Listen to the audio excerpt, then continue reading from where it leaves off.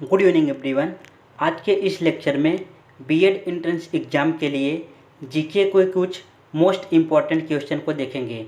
GK एक ऐसा topic है कि आप इसे जितना ज़्यादा पढ़ोगे उतना ही कम लगेगा, क्योंकि ये एक बहुत ह्यूज सब्जेक्ट है।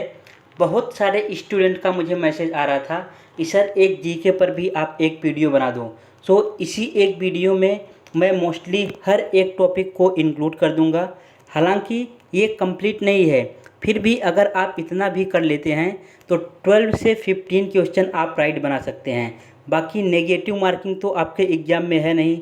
सो बचे हुए क्वेश्चन को आप ऑप्शन एलिमिनेट टिक से सॉल्व कर सकते हैं। तो आपके एग्ज़ाम में किस किस से टॉपिक क्वेश्चन आते हैं? पहला है हिस्ट्री से क्वेश्चन आएगा। दूसरा ज्योग्राफी से आएगा। आर्ट एंड कल्चर से आता है। जनरल पॉलिटी से आता है। जनरल साइंस से आता है। इकोनॉमिक्स से आता है। डांसेस से आता है। डैम्स आता है। रिवर आएंगे। सिटी आएंगे। नेशनल पार्क, यूनेस्को से आता है। Famous temple, Nobel prize and current affair. Most important topic जो इसमें होता है करंट अफेयर। करंट अफेयर से 4 से 5 क्वेश्चन पूछे जाते हैं और जनरल पॉलिटी से भी 4 से 5 क्वेश्चन पूछे जाते हैं। नेक्स्ट पहला हम कवर करेंगे करंट अफेयर, क्योंकि करंट अफेयर से ही 4 से 5 क्वेश्चन पूछे जाते हैं और मोस्टली इसमें लिमिटेड करंट अफेयर पूछा जाता है। तो यहाँ पे मैंने कुछ करंट अफेयर लिख के रखे हैं। लगभग ये टोटल 30 करंट अफेयर हैं। इन्हीं में से हो सकता है आपके एग्जाम में जो है करंट अफेयर आ जाएं। तो पहला करंट अफेयर है हमारा CEO ऑफ नीति आयोग। नीति आयोग क्या है? नीति आयोग की स्थापना जो है 1 जनवरी 2015 को हुई थी। ये आपको याद रखना है। नीति आयोग की स्थापना कब हुई थी? 1 जनवरी 2015 को हुई थी। इसके अध्यक्ष कौन होते हैं? इसके अध्यक्ष ऑलवेज जो प्राइम मिनिस्टर रहेंगे वो होंगे। नीति आयोग के अध्यक्ष कौन होते हैं? नीति आयोग के अध्यक्ष होंगे हमारे प्राइम मिनिस्टर। इस वक्त नीति आयोग का अध्यक्ष कौन है? जो हमारा प्राइम मिनिस्टर होगा वो नीति आयोग का अध्यक्ष है। इस टाइम पे नरेंद्र मोदी हमारे नीति आयोग के अध्यक्ष हैं।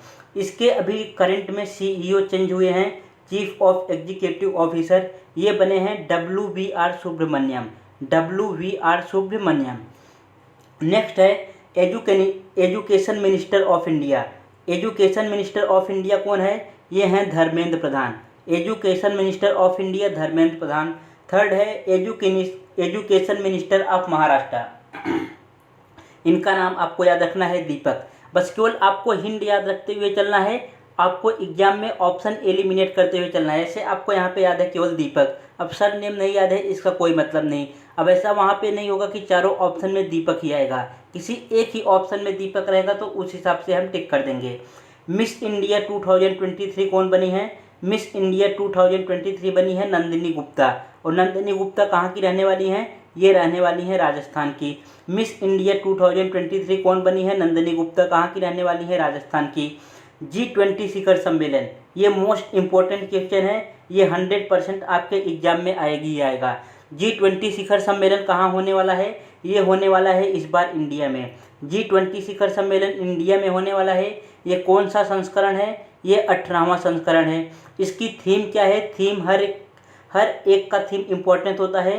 तो यहाँ पे इसकी थीम रखी गई है one earth, one family, one future.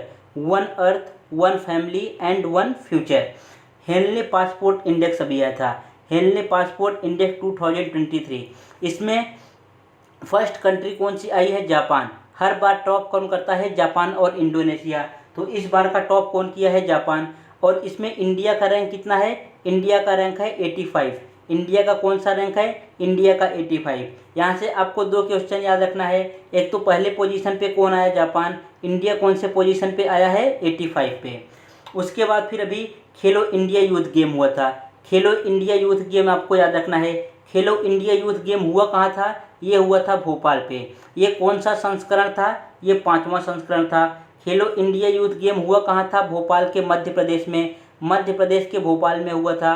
ये 5वां संस्करण था। और इसमें जो है टॉप कौन किया है? सबसे ज़्यादा मेडल कौन जीता है? महाराष्ट्र। सबसे ज़्यादा मेडल कौन जीता है? महाराष्ट्र। 8वां है Raipur tiger reserve. Raipur tiger reserve कहाँ पर है? यूपी में है। ये इसलिए इम्पोर्टेंट है क्योंकि अभी ये नया बना है। तो रायपुर टाइगर रिजर्व कहाँ है? ये यूपी में है। और यहाँ से आपको एक और याद रखना है, Dudhwa national park. Dudhwa national park हमारा कहाँ है, ये भी यूपी में है। नेक्स्ट क्वेश्चन पे यहाँ पे दिया गया है international hockey federation. International hockey federation के अध्यक्ष कौन बने हैं, प्रेसिडेंट कौन बने हैं, ये बने हैं मोहम्मद तैयब इकराम। मोहम्मद तैयब इकराम ये कहाँ के रहने वाले हैं, ये रहने वाले हैं पाकिस्तान के। अगला world cancer day. World cancer day 2023 का थीम क्या है। वर्ल्ड कैंसर डे अभी मनाया गया 4 फेब को, 4 फरवरी को वर्ल्ड कैंसर डे मनाया गया। इसकी थीम इंपॉर्टेंट है, इसका थीम क्या है, क्लोज द केयर गैप। क्या है, close the care gap. FIFA world cup 2022 को जो जीता है, फीफा वर्ल्ड कप 2022 को कौन जीता है, अर्जेंटीना ने जीता है। अर्जेंटीना हराया किसको था, अर्जेंटीना ने फ्रांस को हराया था। और ये हुआ कहाँ पे, किस कंट्री में था, ये हुआ था कतर कंट्री में। ये यहाँ पे आपको 3 बातें याद रखना है। फीफा वर्ल्ड कप 2022 को जीता कौन, अर्जेंटीना ने जीता। किसको हरा के जीता, फ्रांस को हरा के जीता। ये किस कंट्री में हुआ था, कतर कंट्री में। एक अभी आपने सुना होगा तुर्की और सीरिया में भूकंप आया था। तुर्की और सीरिया में भूकंप आया था जिसके कारण से वहाँ बहुत सारे लोग मारे गए। वहाँ पे भारत ने एक ऑपरेशन चलाया था वहाँ के लोगों के बचाने के लिए। तो उस ऑपरेशन का क्या नाम था, उसका नाम था ऑपरेशन दोस्त। उस ऑपरेशन का नाम आपको याद रखना है, ऑपरेशन दोस्त। फिक्की के प्रेसिडेंट कौन है, फिक्की के अभी नए प्रेसिडेंट बने हैं। फिक्की के प्रेसिडेंट कौन है, शुभ्रकांत पांडा। फिक्की के प्रेसिडेंट कौन है, शुभ्रकांत पांडा। इसका फुल फॉर्म आपसे पूछा जा सकता है। इसका फुल फॉर्म होता है federation of Indian chambers of commerce industry. Federation of Indian chambers of common industry. ये बना कब था, 1927 में बना था। इसको जो है महात्मा गांधी ने बनवाया था। बना कब था, 1927 में। किसके रिकमेंडेशन से, महात्मा गांधी के रिकमेंडेशन से। और हेडक्वार्टर कहाँ पर है, इसका दिल्ली में है। ये सबसे ज़्यादा मोस्ट इम्पोर्टेंट क्वेश्चन है। ये भी जो अभी ICC under 19 T20 world cup 2023 का वर्ल्ड कप जो हुआ था, अंडर 19 T20 वर्ल्ड कप 2023 का हुआ था। ये इसलिए इम्पोर्टेंट है क्योंकि ये इसका पहला संस्करण था, अभी इसी साल से ये स्टार्ट किया गया। तो इसमें जीता कौन, इसमें इंडिया जो है विनिंग है, जीत गया। हराया किसको था, इंग्लैंड को हराया था। कितने विकेट से हराया था, 7 विकेट से हराया था। क्या क्या याद रखना है, इसमें से कौन कंट्री जीता, इंडिया जीता। हराया किसको, इंग्लैंड को हराया। कितने विकेट से हराया, 7 विकेट से हराया। ये कौन सा संस्करण था, फर्स्ट संस्करण था। ये हुआ कहाँ था, साउथ अफ्रीका में। कहाँ पर हुआ था, ये खेला गया था मैच, साउथ अफ्रीका में। बढ़ते हैं नेक्स्ट क्वेश्चन की तरफ। नेक्स्ट क्वेश्चन में देखो क्या दे रखा है, यहाँ पे एक लाडली बहना परियोजना स्टार्ट किया गया है। लाडली बहना, ये लाडली बहना परियोजना कहाँ पे स्टार्ट किया गया है, ये स्टार्ट किया गया है मध्य प्रदेश में। कहाँ पे स्टार्ट किया गया है, मध्य प्रदेश में। मध्य प्रदेश के चीफ मिनिस्टर कौन है, सीएम कौन है, शिवराज सिंह चौहान। वहाँ के सीएम कौन है, शिवराज सिंह चौहान। और वहाँ पे जो है राज्यपाल कौन है, मक्गन भाई छगन भाई पटेल। राज्यपाल कौन से हैं, मक्गन भाई छगन भाई पटेल। वहाँ पे ये लाडली बहन परियोजना स्टार्ट किया गया था। इस परियोजना में क्या है, हर एक जो है लड़की को 1000 रुपये पर मंथ मिलेगा। इस परियोजना का नाम याद रखना है, कहाँ पे स्टार्ट किया गया था और इस परियोजना में कितना रुपए मिलने वाला है, ये याद रखना है। नेपाल के पीएम, ये जो है अपने पड़ोसी देश से हैं। नेपाल के पीएम कौन बने हैं, पुष्प कमल। नेपाल के पीएम कौन बने हैं, पुष्प कमल। रेलवे बोर्ड के नए अध्यक्ष एंड सीईओ कौन बने हैं, रेलवे बोर्ड के नए अध्यक्ष एंड सीईओ कौन बने हैं, अनिल कुमार लाहोटी। रेलवे बोर्ड के नए अध्यक्ष एंड सीईओ कौन बने हैं, अनिल कुमार लाहोटी। रेलवे बोर्ड की स्थापना कब हुई थी, रेलवे बोर्ड की स्थापना हुई थी 16 अप्रैल 1853 को। 16 अप्रैल 1853 को रेलवे बोर्ड की स्थापना हुई थी। स्थापना किया कौन था, लॉर्ड डलहौजी ने किया था। ये क्वेश्चन जो है मोस्ट इंपॉर्टेंट है आपके एग्जाम के लिए, इसीलिए मैं इसको इतना डिटेल में एक्सप्लेन कर रहा हूँ, क्योंकि यहाँ से 2 से 3 क्वेश्चन पूछे जा सकते हैं। इसमें ये वाला है हिस्ट्री का पार्ट और ये वाला है करंट अफेयर का पार्ट। तो रेलवे बोर्ड के अध्यक्ष एंड सीईओ कौन है, अनिल कुमार लाहोटी हैं। रेलवे बोर्ड स्टार्ट कब किया गया था, पहली रेल कब चलाई गई थी, 16 अप्रैल 1853 को। चलाया कौन था, लॉर्ड डलहौजी ने। कितने किलोमीटर चली थी, 34 किलोमीटर। कहाँ से कहाँ चली थी, मुंबई टू थाने चली थी। 34 किलोमीटर चलाई गई थी। कहाँ से, मुंबई छत्रपति शिवाजी महाराज टर्मिनल से थाने तक चलाई गई थी।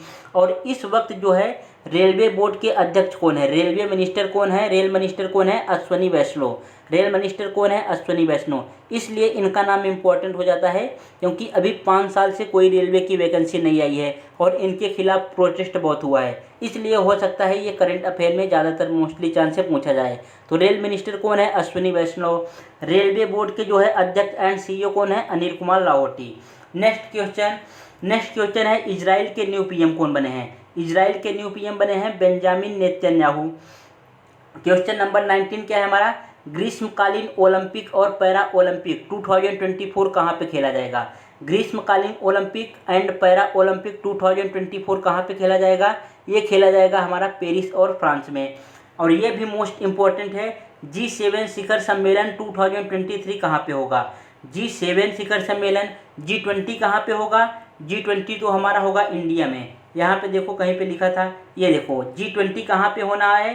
G20 हमारा होगा इंडिया में। इसका थीम क्या है? One earth one family one future. लेकिन G7 शिखर सम्मेलन कहाँ होगा 2022 में? ये होगा 2023 में जापान में होगा। कहाँ पे होगा? जापान में होगा। और आपको एक बात ये भी याद रखना है कि G7 के जो है इसमें इंडिया पार्टिसिपेट नहीं है। G7 में इंडिया का जो है कोई रोल नहीं है, वहाँ पे ये पार्टिसिपेट नहीं करता, न तो उसका पार्टी है। ये G7 बना कब था? 1975 को बना था। ये भी क्वेश्चन मोस्ट इम्पोर्टेंट है। मिस यूनिवर्स 2022 का खिताब कौन जीता है? मिस यूनिवर्स 2022 का खिताब कौन जीता है? ये जीती हैं आर बानी ग्रेबियल। आर बानी ग्रेबियल ये कहाँ की हैं? ये यूनाइटेड स्टेट ऑफ अमेरिका की हैं। आगे ये 22 जो है आपके एग्जाम में डायरेक्ट यहाँ से एक क्वेश्चन देखने को मिल सकता है। इसमें 3 से 4 क्वेश्चन हैं और आप चारों क्वेश्चन को बहुत ध्यान से पढ़ो। यहाँ पे पहला बोल रखा है कि दादा साहेब फाल्के पुरस्कार, इसलिए ये इम्पोर्टेंट हो जाता है क्योंकि ये पुरस्कार जो है महाराष्ट्र का ही है, महाराष्ट्र में ही दिया जाता है। मतलब सभी एक्टर्स को दिया जाता है, वो कहीं के भी एक्टर हों, लेकिन महाराष्ट्र में ही दिया जाता है। तो दादा साहेब फाल्के पुरस्कार 2023 में बेस्ट एक्टर कौन घोषित हुआ है कि कौन सबसे बेस्ट एक्टिंग करता है? बेस्ट एक्टर घोषित हुए हैं रणबीर कपूर। आप सभी रणबीर कपूर को जानते होंगे। और बेस्ट एक्ट्रेस कौन घोषित हुआ है? Alia Bhatt. Best actor Ranbir Kapoor, best actress Alia Bhatt. उसके बाद फिर फिल्म ऑफ द ईयर कौन सी है? RRR। Film of the year कौन सी है? RRR। ये क्वेश्चन आपको जितने भी क्वेश्चन करा रहा हूँ, हर एक क्वेश्चन को आपको बहुत ध्यान से पढ़ना है। 100% गारंटी है कि अगर आप इतने भी क्वेश्चन को पढ़ सकते हो तो आप एग्जाम में 15 से 18 क्वेश्चन आप राइट बना ले जाओगे। फिल्म ऑफ द ईयर कौन सी घोषित हुई है? Movie RRR। सर्वश्रेष्ठ फिल्म का अवार्ड किसको मिला है? कश्मीर फाइल्स। आपने कश्मीर फाइल्स सभी ने देखी होगी, तो वो घोषित हुई है सर्वश्रेष्ठ फिल्म। और most important question, best director कौन है? आर बाल्की। बेस्ट डायरेक्टर कौन है? आर बाल्की। नेक्स्ट क्वेश्चन, उसके बाद ये क्वेश्चन आपके एग्जाम में 100% आएगा ही आएगा। ऑस्कर पुरस्कार 2023 किसने जीता है? ऑस्कर पुरस्कार अभी आपने देखा होगा, ये न्यूज़ पे बहुत ज़्यादा आ रहा था। एक नाटू नाटू सॉन्ग है जो RRR मूवी का है। RRR मूवी का एक नाटू नाटू सॉन्ग है। नाटू नाटू मतलब होता है नाचो नाचो। इसने जो है ऑस्कर पुरस्कार 2023 जीता है। नेक्स्ट है ICC पुरुष T20 वर्ल्ड कप 2022, जो 2022 में T20 वर्ल्ड कप हुआ था पुरुष का, उसको किसने जीता है? आपको पता होगा किसने जीता था? इंग्लैंड ने जीता था। इंग्लैंड ने हराया किसको था? पाकिस्तान को हराया था। ये हुआ कहाँ पे था? ये हुआ था हमारा ऑस्ट्रेलिया में। ये तीनों बातें आपको याद रखनी है। CEO ऑफ यूट्यूब के जो है CEO कौन बने हैं? यूट्यूब के CEO हैं नील मोहन। यूट्यूब के CEO कौन है? Neel Mohan. 31st member of NATO इसलिए इम्पोर्टेंट है क्योंकि अभी आपने सुना होगा कि ये इसका रसिया का और उसके एक पड़ोसी कंट्री है यूक्रेन। रसिया और यूक्रेन का जो है वार चल रहा है। ये वार कम से कम चलते हुए कितना टाइम हो गया? ये वार चलते हुए 1.5 साल से ज़्यादा हो गए। तो ये वार किस वजह से हुआ? इसी नाटो की वजह से हुआ। नाटो एक ऐसी जो है ग्रुप अलायंस है, ये देशों का एक ग्रुप है जो आपस में समझौता करके रखा है कि अगर कोई एक व्यक्ति हमारे ऊपर हमला करेगा तो हम सभी मिलके उसके ऊपर हमला करेंगे। इसी ग्रुप में जो है यूक्रेन शामिल होने जा रहा था। और यूक्रेन किसका पार्ट था? रसिया का पार्ट था। और ये बात रसिया को अच्छी नहीं लग रही थी। यूक्रेन को भड़का कौन रहा था? यूक्रेन को भड़का अमेरिका रहा था। अमेरिका को अपना हथियार बेचना था, इसलिए नाटो आपके एग्जाम में इम्पोर्टेंट हो जाता है कि नाटो का 31st मेंबर, इसके पहले नाटो के कितने मेंबर थे, नाटो के इसके पहले जो है 30 मेंबर थे, 30 मेंबर थे। अब 31st मेंबर कौन बन गया है, इसका 31st मेंबर बन गया है फिनलैंड। हॉकी विश्व कप 2023 कहाँ पे होना है, जर्मनी में। हॉकी विश्व कप 2023 को कौन जीता है, जर्मनी ने जीता है। हॉकी विश्व कप 2023 को कौन जीता है, जर्मनी ने जीता है। अभी ये दोनों क्वेश्चन आपको बहुत इजी लग रहे होंगे। प्रेसिडेंट, आपकी जो है प्रेसिडेंट कौन बनी है, द्रौपदी मुर्मू। लेकिन ये क्वेश्चन एग्जाम में नहीं आएगा कि प्रेसिडेंट कौन बनी है, ये आएगा कि द्रौपदी मुर्मू कौन से नंबर की प्रेसिडेंट बनी है। तो कौन सी नंबर की प्रेसिडेंट है, ये 15वीं प्रेसिडेंट है। प्रेसिडेंट कौन है, द्रौपदी मुर्मू है। कौन से नंबर की प्रेसिडेंट है, 15वीं नंबर की प्रेसिडेंट है। वाइस प्रेसिडेंट कौन बने हैं, जगदीप धनखड़। वाइस प्रेसिडेंट कौन बने हैं, जगदीप धनखड़। और जगदीप धनखड़ कौन से नंबर के वाइस प्रेसिडेंट हैं, ये 16वें नंबर के प्रेसिडेंट है। और वाइस प्रेसिडेंट जो है राज्यसभा के मेंबर होते हैं। वाइस प्रेसिडेंट क्या होते हैं, राज्यसभा के स्पीकर होते हैं। वाइस प्रेसिडेंट को आपको क्या रखना है, वाइस प्रेसिडेंट क्या होते हैं, राज्यसभा के स्पीकर होते हैं। और लोकसभा के स्पीकर कौन है, ओम बिरला। लोकसभा के स्पीकर आपको याद रखना है कौन है, लोकसभा के स्पीकर हैं ओम बिरला। राज्यसभा के स्पीकर कौन है, जो वाइस प्रेसिडेंट होते हैं वही राज्यसभा के स्पीकर होते हैं, ये कौन है, जगदीप धनखड़। बढ़ते हैं नेक्स्ट क्वेश्चन की तरफ। नेक्स्ट क्वेश्चन भी हमारा करंट अफेयर से ही है। देखो, नीति आयोग के सीईओ, नीति आयोग के सीईओ कौन है, WBR सुब्रमण्यम। नीति आयोग के सीईओ कौन है, WBR सुब्रमण्यम। यूट्यूब के सीईओ कौन है, यूट्यूब के सीईओ बने हैं नील मोहन। यूट्यूब के सीईओ कौन बने हैं, नील मोहन। 15 प्रेसिडेंट कौन बनी है, 15th प्रेसिडेंट हमारी बनी है Draupadi Murmu. 15th chief justice, ये भी आपको याद रखना है। 15th चीफ जस्टिस कौन बने हैं, चंद्रचूड़। बस केवल इतना ही याद रखना है, चंद्रचूड़। 50 चीफ जस्टिस कौन बने हैं, चंद्रचूड़। डीआरडीओ के चेयरमैन कौन बने हैं, समीर बी कामत। डीआरडीओ के चेयरमैन कौन बने हैं, समीर बी कामत। डीआरडीओ के चेयरमैन कौन बने हैं, समीर बी कामत। डीआरडीओ का हेडक्वार्टर कहाँ पर है, दिल्ली में है। डीआरडीओ का हेडक्वार्टर कहाँ पर है, दिल्ली में है। इसरो के चेयरमैन कौन बने हैं, एस सोमनाथन। इसरो के चेयरमैन कौन बने हैं, एफ सोमनाथन। इसरो का हेडक्वार्टर कहाँ पर है, बेंगलुरु में है। इसरो का हेडक्वार्टर कहाँ पर है, बेंगलुरु में है। डीआरडीओ का हेडक्वार्टर कहाँ पर है, दिल्ली में है। डीआरडीओ के चेयरमैन कौन बने हैं, समीर बी कामत। इसरो के चेयरमैन कौन बने हैं, एस सोमनाथन। आपको बस केवल इतना ही करंट अफेयर याद करना है। करंट अफेयर तो होता बहुत सारा है, अगर आप याद करने बैठ जाओगे आपका दिमाग जो है पागल हो जाएगा कि कितना ज़्यादा करंट अफेयर होता है। मोस्ट इंपॉर्टेंट करंट अफेयर यही है, केवल आपके एग्जाम में 3, 4 से 5 क्वेश्चन ही करंट अफेयर से पूछे जाएंगे और ज़्यादातर चांसेस हैं कि ये करंट अफेयर यहीं से पूछे जाएं। नेक्स्ट आगे बढ़ते हैं। आगे हमारा है पॉलिटी। इंडियन पॉलिटी से कितने टाइप के क्वेश्चन पूछे जा सकते हैं, इसमें से मोस्टली जो है 3 से 4 क्वेश्चन पूछे जाते हैं। 3 से 4 क्वेश्चन पूछे जाते हैं और जो मैं इसमें क्वेश्चन लिया हूँ खुद अपने हाथ से हैंड रिटन से तैयार किया है और हर एक क्वेश्चन जो है मोस्ट इम्पॉर्टेंट है और इसमें से ज़्यादातर क्वेश्चन मैंने प्रीवियस ईयर के ही इंक्लूड किए हैं। तो पहले आगे बढ़ो, यहाँ पे देखो ये जो मैंने 1, 2, 3 ये सब पॉइंट लिखे हैं ये अपने आप में एक एक क्वेश्चन है। ये पहला क्वेश्चन क्या है, पहला क्वेश्चन यहाँ पर ये है कि जो है हमारा जो कॉन्स्टिट्यूशन संविधान बना था उसको बनने में कितना टाइम लगा था। जो कॉन्स्टिट्यूशन हमारा संविधान बना है उसको बनने में कितना टाइम लगा है, उसको बनने में लगे थे 2 ईयर, 2 साल 11 मंथ 11 दिन और 18 डेज 18 दिन। 2 साल 11 महीने 18 दिन। संविधान बनने में कितने टाइम लगे, 2 साल 11 महीने 18 दिन। संविधान बनने के लिए हमारा संविधान कैसा है, लिखित संविधान है। ये मैंने कहाँ से लिया था, ये हम सब ने लिया है ब्रिटेन से। ये कहाँ से लिया है, ये लिया है ब्रिटेन से। 2 ईयर 11 मंथ और 18 डेज। इंडिपेंडेंट डे कब मनाया जाता है, ये आप तो बहुत इजी क्वेश्चन है। ये बनाया जाता है 15 अगस्त 1947। 15 अगस्त 1947 को हमारा देश आज़ाद हुआ था। पाकिस्तान कब आज़ाद हुआ था, आपको यहाँ से ये भी याद रखना है। पाकिस्तान कब आज़ाद हुआ था, पाकिस्तान आज़ाद हुआ था 14 अगस्त 1947 को। पाकिस्तान कब आज़ाद हुआ था, एक दिन इंडिया से पहले आज़ाद हुआ था 1947 को। उसके बाद इसमें से एक क्वेश्चन और पूछा जा सकता है, वो कौन सा क्वेश्चन है कि बांग्लादेश को कब आज़ादी मिली थी। तो बांग्लादेश को आज़ादी का ईयर पूछता है 1971, दिसंबर 1971 में। एग्जैक्ट डेट आपको याद रखना है तो 18 दिसंबर 1971 को जो है बांग्लादेश आज़ाद हुआ था। पाकिस्तान किससे आज़ाद हुआ था, पाकिस्तान जो है इंडिया का ही पार्ट था, इंडिया से अलग हुआ है। बांग्लादेश किससे आज़ाद हुआ था? बांग्लादेश हमारा पाकिस्तान का पार्ट था, ये पाकिस्तान से आज़ाद हुआ है।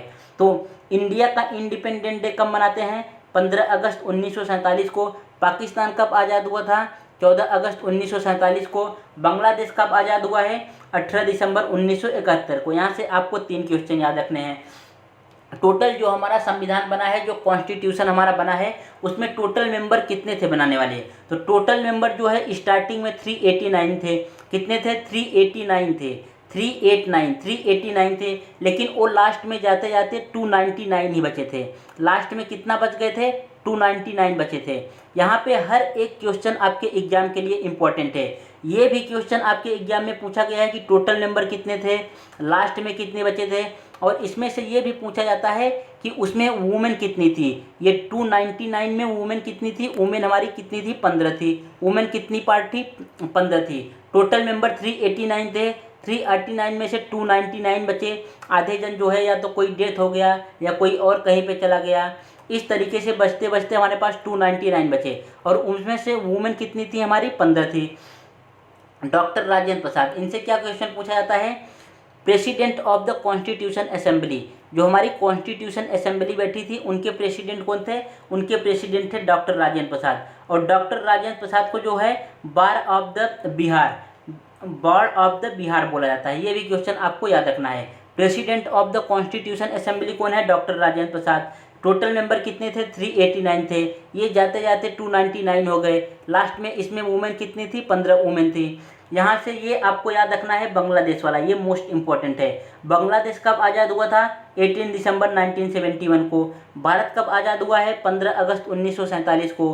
पाकिस्तान कब आज़ाद हुआ है? 14 अगस्त 1947 को। संविधान बनने में, हमारा कॉन्स्टिट्यूशन बनने में कितने टाइम लगा? 2 year 11 month 18 days. 2 year 11 month 18 days. I hope आपको इतना क्वेश्चन लर्न हो गया होगा। अगर नहीं लर्न होता है तो आपको इसको रट्टन नहीं मारना है, केवल आप वीडियो चलाइए, 3 से 4 बार सुनिए, अपने आप लर्न हो जाएगा। बढ़ते हैं नेक्स्ट क्वेश्चन की तरफ। नेक्स्ट क्वेश्चन हमारा ये है most important question, drafting committee. Drafting committee and architect जो है किसको बोला जाता है? ड्राफ्टिंग कमेटी के अध्यक्ष कौन थे, या आर्किटेक्ट ऑफ इंडियन कॉन्स्टिट्यूशन किनको बोला जाता है? ये है हमारे डॉक्टर भीमराव अंबेडकर। डॉक्टर भीमराव अंबेडकर को ड्राफ्टिंग कमेटी का अध्यक्ष बोला जाता है। और डॉक्टर भीमराव अंबेडकर की जयंती कब मनाई जाती है, ये आप हमें कमेंट बॉक्स में करके बताएंगे। क्योंकि अभी जस्ट मनाई गई है इसी अप्रैल मंथ में, तो इसको आपको कमेंट बॉक्स में बताना है कि भीमराव अंबेडकर की जयंती को हम कब मनाते हैं। इसको बोलते हैं ड्राफ्टिंग कमेटी। ड्राफ्टिंग कमेटी के अध्यक्ष कौन थे? Doctor Bhimrao Ambedkar. Architect of Indian constitution कौन थे? Doctor Bhimrao Ambedkar. Next question, हमारे टोटल संविधान में कितने भाग हैं? 22 पार्ट हैं। 22 पार्ट हैं, 395 आर्टिकल हैं। 22 पार्ट, 395 आर्टिकल एंड 12 शेड्यूल, मतलब 12 अनुसूचियाँ हैं। टोटल भाग कितने हैं? 22 भाग हैं, 395 अनुच्छेद हैं और 12 अनुसूचियाँ हैं। 22 पार्ट हैं, 395 आर्टिकल्स हैं, 12 शेड्यूल्स हैं। फिर से आप एक बार बोलो कितने हैं? 22 पार्ट्स हैं टोटल, इसमें से 395 आर्टिकल्स हैं एंड 12 शेड्यूल हैं। नेक्स्ट क्वेश्चन, कॉन्स्टिट्यूशन डे, ये मोस्ट इंपॉर्टेंट क्वेश्चन है। कॉन्स्टिट्यूशन डे किस दिन मनाया जाता है? 26 नवंबर। आपको केवल इतना ही पूछा जाएगा, कब मनाया जाता है? 26 नवंबर। अगर आपको पूरा डेट याद रखना है तो इसको भी याद रख लो, 1949, 26 नवंबर 1949।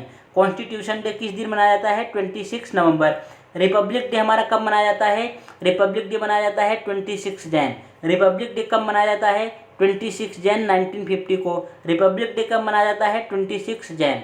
बढ़ते हैं नेक्स्ट क्वेश्चन की तरफ। देखो अभी यहाँ से जो ये पार्ट है, ये 5वां part, 22 part, 395 article and 12 schedule. अब मेनली जो है क्वेश्चन इसी पे आते हैं, तो यहाँ पे एक एक करके हर एक को समझेंगे। पहला है हमारा 12 शेड्यूल। कितने शेड्यूल हैं? टोटल 12 शेड्यूल हैं। इन 12 शेड्यूल में आता क्या क्या है? पहला शेड्यूल हमारे पास, कि मैंने इसको सबको शॉर्ट फॉर्म में समझाया है। शॉर्ट फॉर्म मतलब बहुत ज़्यादा लिखने की कोशिश नहीं किया है, नहीं तो बहुत ज़्यादा टाइम वेस्ट चला जाता। अभी भी आप देख सकते हो टाइम कितना हो रहा है, सुबह के 4:11 हो रहे हैं। इस टाइम पे मैं ये वीडियो बना रहा हूँ। तो हर एक क्वेश्चन को शॉर्ट फॉर्म लिखा है, आपको इसी तरीके से समझते हुए चलना है। यहाँ पे फर्स्ट जो है शेड्यूल क्या दर्शाता है? फर्स्ट शेड्यूल हमारा स्टेट और यूनियन टेरिटरी के बारे में बात करता है। फर्स्ट शेड्यूल किसके बारे में बात करेगा? स्टेट और यूनियन टेरिटरी के बारे में। टोटल स्टेट कितने हैं इंडिया में? 28 स्टेट है। यूनियन टेरिटरी कितने हैं? 8 है। टोटल नंबर ऑफ स्टेट कितने हैं? अभी 28 है। यूनियन टेरिटरी कितने हैं? 8 हैं। सेकेंड शेड्यूल किसके बारे में बात करता है? सैलरी के बारे में। सेकेंड शेड्यूल जो है किसके बारे में बात करेगा? सैलरी के बारे में। किसके सैलरी के बारे में?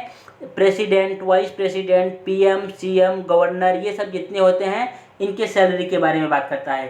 थर्ड शेड्यूल किसके बारे में बात करेगा? ओथ, मतलब शपथ ग्रहणों। थर्ड जो है शेड्यूल किसके बारे में बात करेगा? हमारा ओथ के बारे में बात करेगा, शपथ लेने के बारे में। फोर्थ शेड्यूल किसके बारे में बात करता है? फोर्थ शेड्यूल हमारा राज्यसभा के बारे में बात करेगा। फोर्थ शेड्यूल किसके बारे में बात करेगा? राज्यसभा के बारे में। पांचवा शेड्यूल किसके बारे में बात करेगा? Schedule area and schedule tribal, मतलब जो पिछले वाले एरिया हैं और जो पिछड़ा ट्राइबल है, जनजाति है, उसके बारे में बात करता है। यहाँ पे 6 जो है किसके बारे में बात करेगा? 6 शेड्यूल ये ट्राइबल्स एरिया के बारे में बात करते हैं। ये भी जो है ट्राइबल्स एरिया के ही बारे में बात करते हैं और ये भी ट्राइबल्स एरिया के ही बारे में बात करते हैं। लेकिन यहाँ पे डिफरेंस इतना है, ये केवल 4 स्टेट के बारे में बात करते हैं: असम, मिजोरम, त्रिपुरा, मणिपुर। असम, मणिपुर, त्रिपुरा, मिजोरम। कौन कौन से? छठवां वाला ट्राइबल एरिया के बारे में बात करेगा। कौन कौन से एरिया के बारे में? असम, मणिपुर, त्रिपुरा, मिजोरम। असम, मणिपुर, त्रिपुरा, मिजोरम। आई होप आपको लर्न हो गया होगा। सातवां किसके बारे में बात करेगा? हमारा सातवां जो है state list. State list, central list and concurrent list. State list, central list and concurrent list. राज्य सूची, समवर्ती सूची एंड केंद्र सूची के बारे में। यहाँ पे सेंट्रल लिस्ट में कितने सब्जेक्ट आते हैं ये आपको याद रखना है। सेंट्रल लिस्ट में टोटल 102 सब्जेक्ट आते हैं। 97 से लेके 102 सब्जेक्ट आते हैं। सेंट्रल लिस्ट में कितने सब्जेक्ट आएंगे? 102 सब्जेक्ट आएंगे। कंकरेंट लिस्ट में कितने सब्जेक्ट आते हैं? 52 सब्जेक्ट आते हैं। ये लिस्ट होता क्या है? स्टेट लिस्ट मतलब ये होता है कि जिसपे स्टेट कानून बनाए। स्टेट लिस्ट मतलब क्या होता है? जिसपे स्टेट कानून बनाए। लाइक पुलिस क्या होती है? किसी भी स्टेट की पुलिस क्या होती है? वो हमारा स्टेट लिस्ट में आता है, क्योंकि उस पर स्टेट का अधिकार होता है। उसके बाद सेंट्रल लिस्ट में कौन आते हैं? मिलिट्री हमारा क्या है? जो मिलिट्री है ये सेंट्रल लिस्ट के अंदर में आएगा। कंकरेंट लिस्ट क्या होता है? जो स्टेट और सेंट्रल दोनों मिलकर कानून बनाए, उसमें स्टेट भी इंक्लूड रहे और सेंट्रल भी इंक्लूड रहे। जैसे आप ले लो एजुकेशन। एजुकेशन में कंकरेंट लिस्ट में आता है, इसमें सेंट्रल भी इंक्लूड रहता है और स्टेट भी इंक्लूड रहता है। आठवां शेड्यूल किसके बारे में बात करता है? आठवां शेड्यूल हमारा बात करता है लैंग्वेज के बारे में। आठवां शेड्यूल किसके बारे में बात करेगा? लैंग्वेज के बारे में। टोटल लैंग्वेज कितने हैं? 22 लैंग्वेज हैं। अभी तक टोटल लैंग्वेज कितने हैं? 22 लैंग्वेज है हमारे पास। नौवां किसके बारे में बात करेगा? नौवां जो है लैंड रिफॉर्म के बारे में बात करता है। नौवां हमारा लैंड रिफॉर्म के बारे में बात करेगा और ये आपके लिए मोस्ट इंपॉर्टेंट है, क्योंकि ये फर्स्ट अमेंडमेंट 1951 के हिसाब से जोड़ा गया था। पहले 8 ही शेड्यूल हुआ करते थे, लेकिन जब बाद में धीरे धीरे आगे बढ़ता गया टाइम, तो वहाँ पे 4 शेड्यूल को और ऐड किया गया। तो पहले 8 ही शेड्यूल थे, जब 4 को और ऐड किया गया तो कितने हो गए? टोटल नंबर ऑफ शेड्यूल हो गए 12 हमारे पास। तो 8वां यहाँ तक तो पहले से ही था, लेकिन इसके बाद ये 9वां लैंड रिफॉर्म को ऐड किया गया। ये फर्स्ट अमेंडमेंट 1951 के हिसाब से ऐड किया गया। सेकेंड जो है एंटी डिफेक्शन लॉ। 10th कौन सा है? 10वां कौन सा है? Anti defection law. Anti defection law जो है 52nd अमेंडमेंट 1985 ईयर के हिसाब से जोड़ा गया। 52nd एंड अमेंडमेंट हुआ था 1985 में। उसके बाद 11वां कौन सा है? 11वां है हमारा ये 11वां और 12वां आपके लिए मोस्ट इंपॉर्टेंट हो जाते हैं। यहाँ से आपके एग्जाम में एक क्वेश्चन आ जाएगा, पावर ऑफ पंचायत। 11वां कौन सा है? Power of panchayat. Power of panchayat में इसको कब ऐड किया था? 73rd अमेंडमेंट एक्ट जो है 1993 में, 73वां संविधान संशोधन द्वारा 1993 में ऐड किया गया था। 73rd अमेंडमेंट एक्ट 1993 में। इसमें टोटल 29 सब्जेक्ट के ऊपर जो है कानून बना सकते हैं। कितने सब्जेक्ट के ऊपर? आपको याद रखना है, 29 सब्जेक्ट के ऊपर जो है पंचायत में कानून बना सकते हैं। 12वां कौन सा हो? ये हमारा आर्टिकल कितने में आता है? ये हमारा आ जाता है आर्टिकल 243A से लेके O तक। 243A से लेके O तक ये आर्टिकल नंबर में आ जाता है। इसके बाद 12th वाला कौन सा है? 12th वाला है पावर ऑफ म्युनिसिपैलिटी। ये है पावर ऑफ पंचायत, ये 12th वाला है पावर ऑफ म्युनिसिपैलिटी। इसको कब ऐड किया गया था? ये ऐड किया गया था 74th अमेंडमेंट एक्ट 1993 को।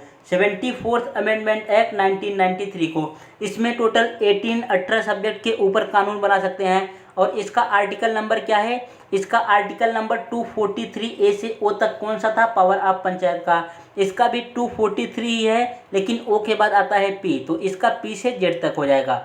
243 P से Z तक। यहाँ पे शेड्यूल में आपके जितने भी क्वेश्चन पूछे जा सकते थे, हर एक क्वेश्चन इस एक सिंगल वीडियो में कवर हो गया। अब कोई भी क्वेश्चन आपको शेड्यूल से पूछा जाएगा, 100% अगर आप इतना ही पढ़ लेते हैं तो उसका जो है करेक्ट आंसर बना के आएंगे। अब बढ़ते हैं नेक्स्ट क्या है हमारा पार्ट। टोटल पार्ट कितने थे, 22 पार्ट थे। तो उसमें से जो जो इम्पोर्टेंट पार्ट है उनको हम यहाँ इस वीडियो में कवर करेंगे। तो पार्ट 1 किसके बारे में बात करता है, पार्ट 1 हमारा बात करता है union and it's territories. Union मतलब केंद्र, एंड इट्स टेरिटरीज, टेरिटरी मतलब क्या होता है, स्टेट, और यूनियन टेरिटरी। पहला पार्ट किसके बारे में बात करेगा, यूनियन एंड ईस्ट टेरिटरी। ये कितने, ये आर्टिकल 1 से 4 तक आते हैं। कितने आर्टिकल तक आएंगे, आर्टिकल 1 से 4 तक आएंगे। टोटल नंबर ऑफ पार्ट कितने होते हैं, 22 होते हैं। टोटल नंबर पार्ट कितने होते हैं, 22 होते हैं। टोटल नंबर ऑफ आर्टिकल कितने हैं, 395 हैं। और टोटल नंबर ऑफ शेड्यूल कितने हैं, 12 हैं। ये 12 तो हमारा कंप्लीट हो गया, अभी मैंने इसको देख लिया। अब हमें इन दोनों को पढ़ना है, 22 पार्ट कौन कौन से हैं और ये 395 जो है आर्टिकल कौन कौन से हैं। जो जो इम्पोर्टेंट रहेगा उसी को हम इस वीडियो में कवर करेंगे। तो पार्ट 1 क्या है, यूनियन एंड इट्स टेरिटरीज। इसका आर्टिकल क्या है, आर्टिकल 1 से 4 तक। पहला आर्टिकल क्या कहता है, फर्स्ट आर्टिकल क्या कहता है, India is the union of state. First article क्या कहता है, India is a union of state. एक बार आप भी बोलो, फर्स्ट आर्टिकल क्या कहता है, India is a union of state. और आर्टिकल नंबर 3 याद रखना है। आर्टिकल नंबर 3 किसके बारे में बात करता है, न्यू स्टेट बनाने के बारे में। आर्टिकल नंबर 3 किसके बारे में बात करेगा, न्यू स्टेट बनाने के बारे में बात करता है। बढ़ते हैं नेक्स्ट की तरफ। नेक्स्ट है हमारा पार्ट 2। पार्ट 2 मतलब क्या है, सिटीजनशिप। पार्ट 2 किसके बारे में बात करेगा, ये बात करेगा हमारा सिटीजनशिप के बारे में। सिटीजनशिप का आर्टिकल क्या होता है, आर्टिकल 5 से लेके 11 तक। सिटीजनशिप का आर्टिकल कौन सा होगा, 5 से 11 तक। हमारे भारत में कैसी सिटीजनशिप है, सिंगल सिटीजनशिप है। सिंगल सिटीजनशिप मतलब अगर आप इंडिया में रह रहे हैं तो इंडिया के ही नागरिक माने जाएंगे। ऐसा नहीं कि अगर आप अमेरिका में चले गए, फ्रांस में चले गए, जापान में चले गए तो वहाँ के भी आपको जो है सिटीजनशिप मिल जाएगा। आपको केवल एक ही जगह का सिटीजनशिप लेके रखना है। अगर इंडिया में है तो इंडिया का ही माना जाएगा। आप घूमने तो जा सकते हैं लेकिन वहाँ का सिटीजनशिप नहीं लेंगे। जैसे ही दूसरे कंट्री का आप सिटीजनशिप लेते हैं तो इंडिया का जो सिटीजनशिप है अपने आप जो है आपका ख़त्म हो जाएगा। तो ये सिटीजनशिप व्यवस्था हमने कहाँ से ली थी, ये ली थी ब्रिटेन के कॉन्स्टिट्यूशन से। सिटीजनशिप की व्यवस्था मैंने कहाँ से ली है, सिटीजनशिप की व्यवस्था कहाँ से ली गई है, ये ली गई है ब्रिटेन के कॉन्स्टिट्यूशन से। आपको पार्ट 2 में इतनी बातें याद रखनी है। नेक्स्ट आगे बढ़ते हैं। आगे हमारा है पार्ट 3। पार्ट 3 में किसके बारे में बात किया गया है, यहाँ पे बात किया गया है फंडामेंटल राइट के बारे में। पार्ट 3 में किसके बारे में बात किया गया है, फंडामेंटल राइट के बारे में। इसमें कौन कौन से आर्टिकल हैं, आर्टिकल 12 से लेके 35 तक हैं। कौन कौन से आर्टिकल हैं, आर्टिकल 12 से लेके 35 तक हैं। टोटल इसमें कितने चीज़ों के बारे में बात की गई है, टोटल नंबर 6 हैं। कितने चीज़ों के बारे में बात की गई है, 6 सब्जेक्ट के बारे में बात की गई है। ये जो है फंडामेंटल राइट मैंने किस कॉन्स्टिट्यूशन से लिया है, किस देश से लिया है, किस कंट्री से लिया है, ये लिया है यूनाइटेड स्टेट ऑफ अमेरिका। ये फंडामेंटल राइट कहाँ से लिया है, यूनाइटेड स्टेट ऑफ अमेरिका। इसको जो है स्वतंत्रता का मैग्ना कार्टा भी कहते हैं। इसको क्या कहते हैं, स्वतंत्रता का मैग्ना कार्टा कहते हैं। इसमें से कौन कौन से आर्टिकल आपको याद रखने हैं, आर्टिकल नंबर 14 क्या बोलता है, इन equality before law. 14 number article क्या है, इन इक्वालिटी बिफोर लॉ। आर्टिकल 17 को याद रखना है। आर्टिकल 17 क्या है हमारा, अनटचेबिलिटी मतलब छुआछूत के विरुद्ध कानून। Article 17 untouchability. आर्टिकल 18 किसके बारे में बात करता है, आर्टिकल 18 बात करता है अबोलिशन ऑफ टाइटल्स। मतलब अगर आप कहीं पे आर्मी में थे या आप कहीं और जगह अच्छे पोस्ट पे थे तो वो सब पोस्ट जो है आप रिटायर होने के बाद नहीं लगा के घूम सकते। ये बारे में बात करता है article number 18। Next article number 19 किसके बारे में बात करता है, ये जो है बोलने के बारे में बात करता है या तो प्रेस के बारे में। प्रेस मतलब इसमें जो है आर्टिकल नंबर 19 ने बोलने की आज़ादी दी गई है। जो मीडिया हमारी मीडिया अगर पूछा मीडिया का भी आर्टिकल कौन होता है तो मीडिया का भी आर्टिकल हो जाएगा 19। और मोस्ट इम्पॉर्टेंट है 21A।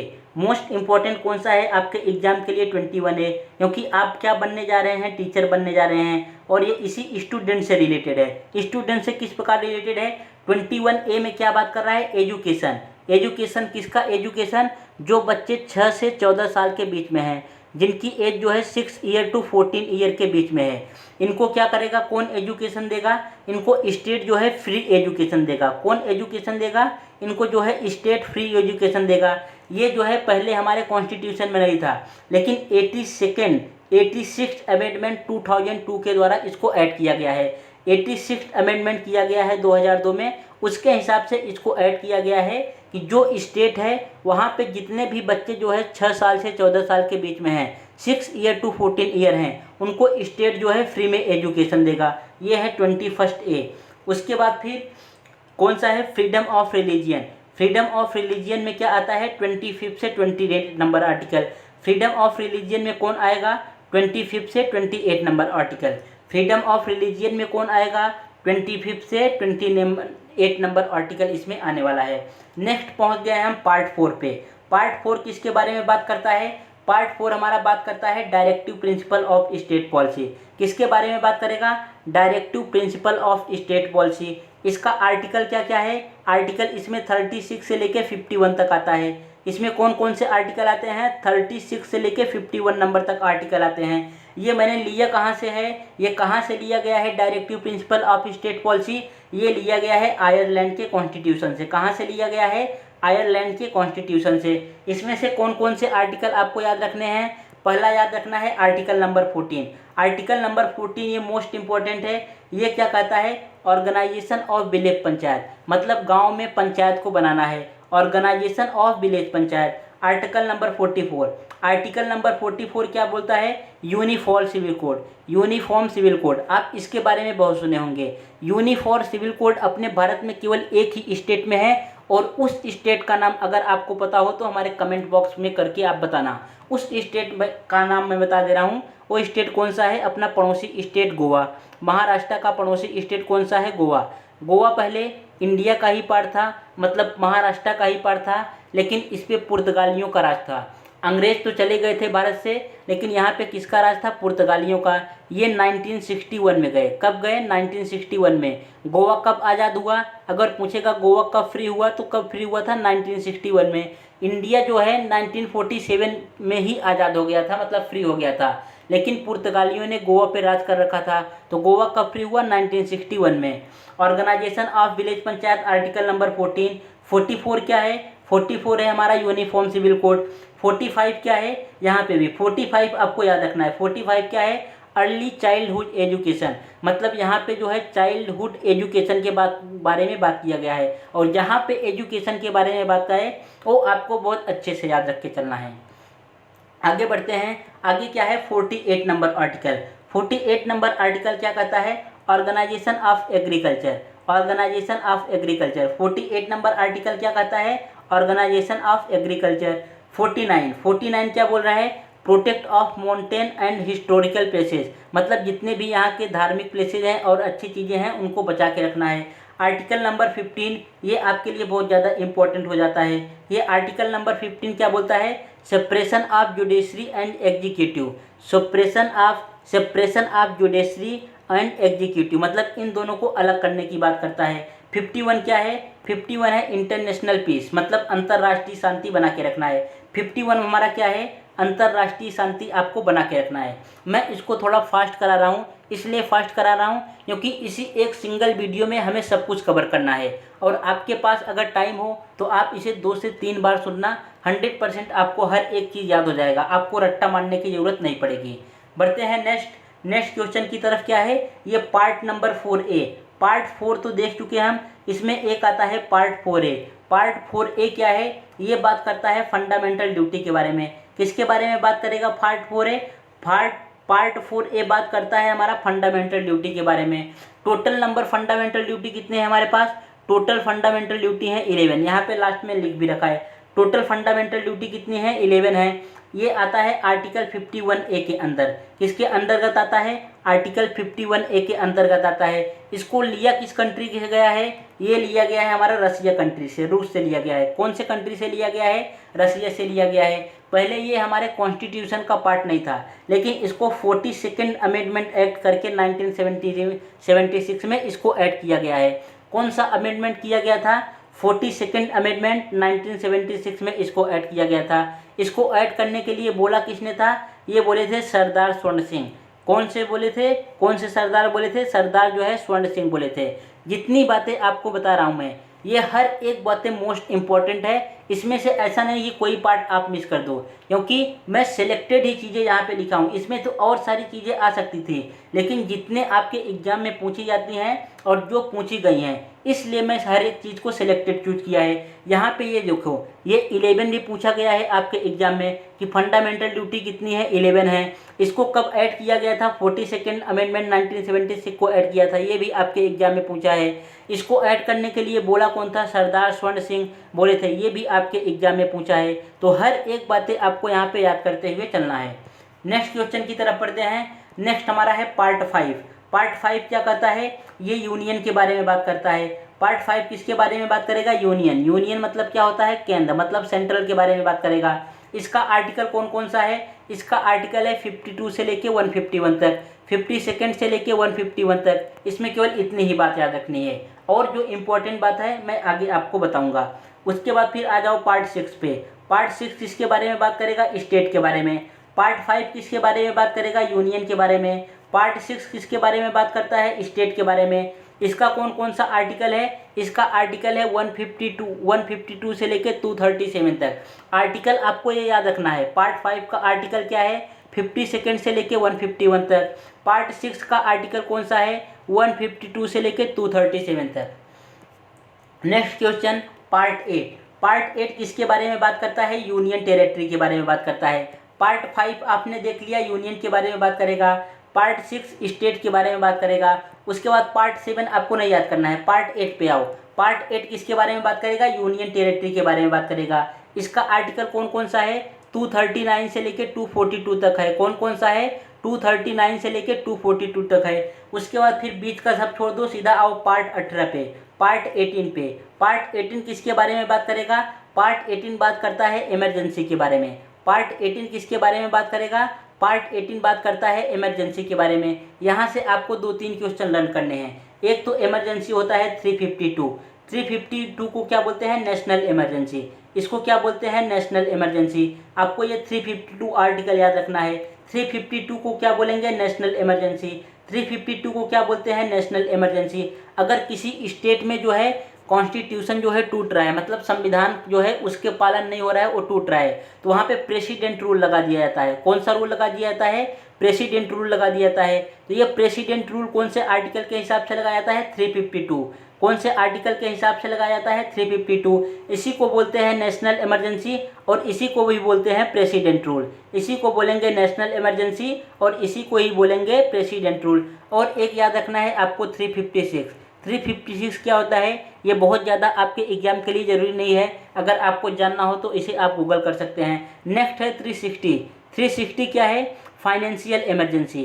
360 किसको बोलते हैं? ये आपके एग्जाम में एक बार पूछा गया है, इसके लिए आपको ये बता रहा हूँ। ये हर एक बार पूछा जाता है। 352 क्या कहता है? National emergency. इसी को बोलते हैं प्रेसिडेंट रूल, जो स्टेट में लगाया जाता है।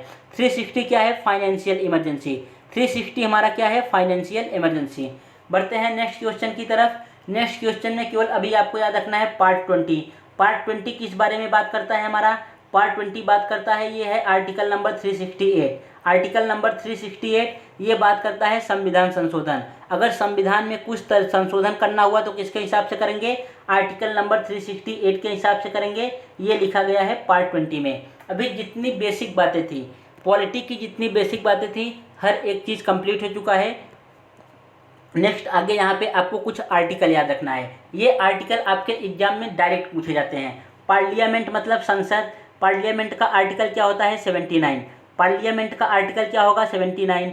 पार्लियामेंट का आर्टिकल क्या होगा? बोलो 79। पार्लियामेंट का आर्टिकल क्या होगा? 5 बार बोलो। पार्लियामेंट का आर्टिकल 79। पार्लियामेंट का आर्टिकल 79। पार्लियामेंट का आर्टिकल 79। इसी तरीके से आपको राज्यसभा का याद रखना है। राज्यसभा का कितना होता है? 80 नंबर। राज्यसभा का आर्टिकल कितना होगा? 80 नंबर। लोकसभा का आर्टिकल कितना होगा? 81 नंबर। पार्लियामेंट का कितना होगा? 79। पार्लियामेंट किससे किससे मिलके बनता है? अगर राज्यसभा और लोकसभा, पार्लियामेंट संसद किसके किससे मिलके बनता है? राज्यसभा और लोकसभा से मिलके बनता है। पार्लियामेंट का हो गया 79, राज्यसभा को अपर हाउस कहते हैं, ये होता है 18, लोकसभा को लोअर हाउस कहते हैं, इसका हो गया 81। अटॉर्नी जनरल ऑफ इंडिया, इसको बोलते हैं न्यायवादी। अटॉर्नी जनरल ऑफ इंडिया का आर्टिकल कितना होता है 76। प्रेसिडेंट राष्ट्रपति का आर्टिकल कितना होता है 52। प्रेसिडेंट का आर्टिकल कितना होगा 52। प्रेसिडेंट का आर्टिकल कितना होगा 52। वाइस प्रेसिडेंट का आर्टिकल कितना होता है 63। वाइस प्रेसिडेंट का आर्टिकल कितना होगा 63। नेक्स्ट क्वेश्चन है यहाँ पे पीएम, प्राइम मिनिस्टर का आर्टिकल कितना होता है 74। प्राइम मिनिस्टर जो प्रधानमंत्री होते हैं उनका आर्टिकल कितना होता है 74। प्राइम मिनिस्टर का आर्टिकल कितना होगा 74। सुप्रीम कोर्ट का आर्टिकल कितना होता है 124। सुप्रीम कोर्ट का आर्टिकल कितना होगा 124। सुप्रीम कोर्ट का आर्टिकल कितना होगा 124। हाई कोर्ट का आर्टिकल 214। हाई कोर्ट का आर्टिकल कितना होगा 214। हाई कोर्ट का आर्टिकल कितना होगा 214। सुप्रीम कोर्ट केवल हमारे जो है इंडिया में एक ही होती है, वो कहाँ पर है, दिल्ली में है। सुप्रीम कोर्ट कहाँ पर है, अगर दिल्ली ऑप्शन आए तो दिल्ली टिक करना है, नहीं तो न्यू दिल्ली ऑप्शन आएगा। सुप्रीम कोर्ट कहाँ पे होती है, दिल्ली या न्यू दिल्ली में। उसके बाद फिर हाई कोर्ट कहाँ होती है, हर एक स्टेट में जो है हाई कोर्ट होती है।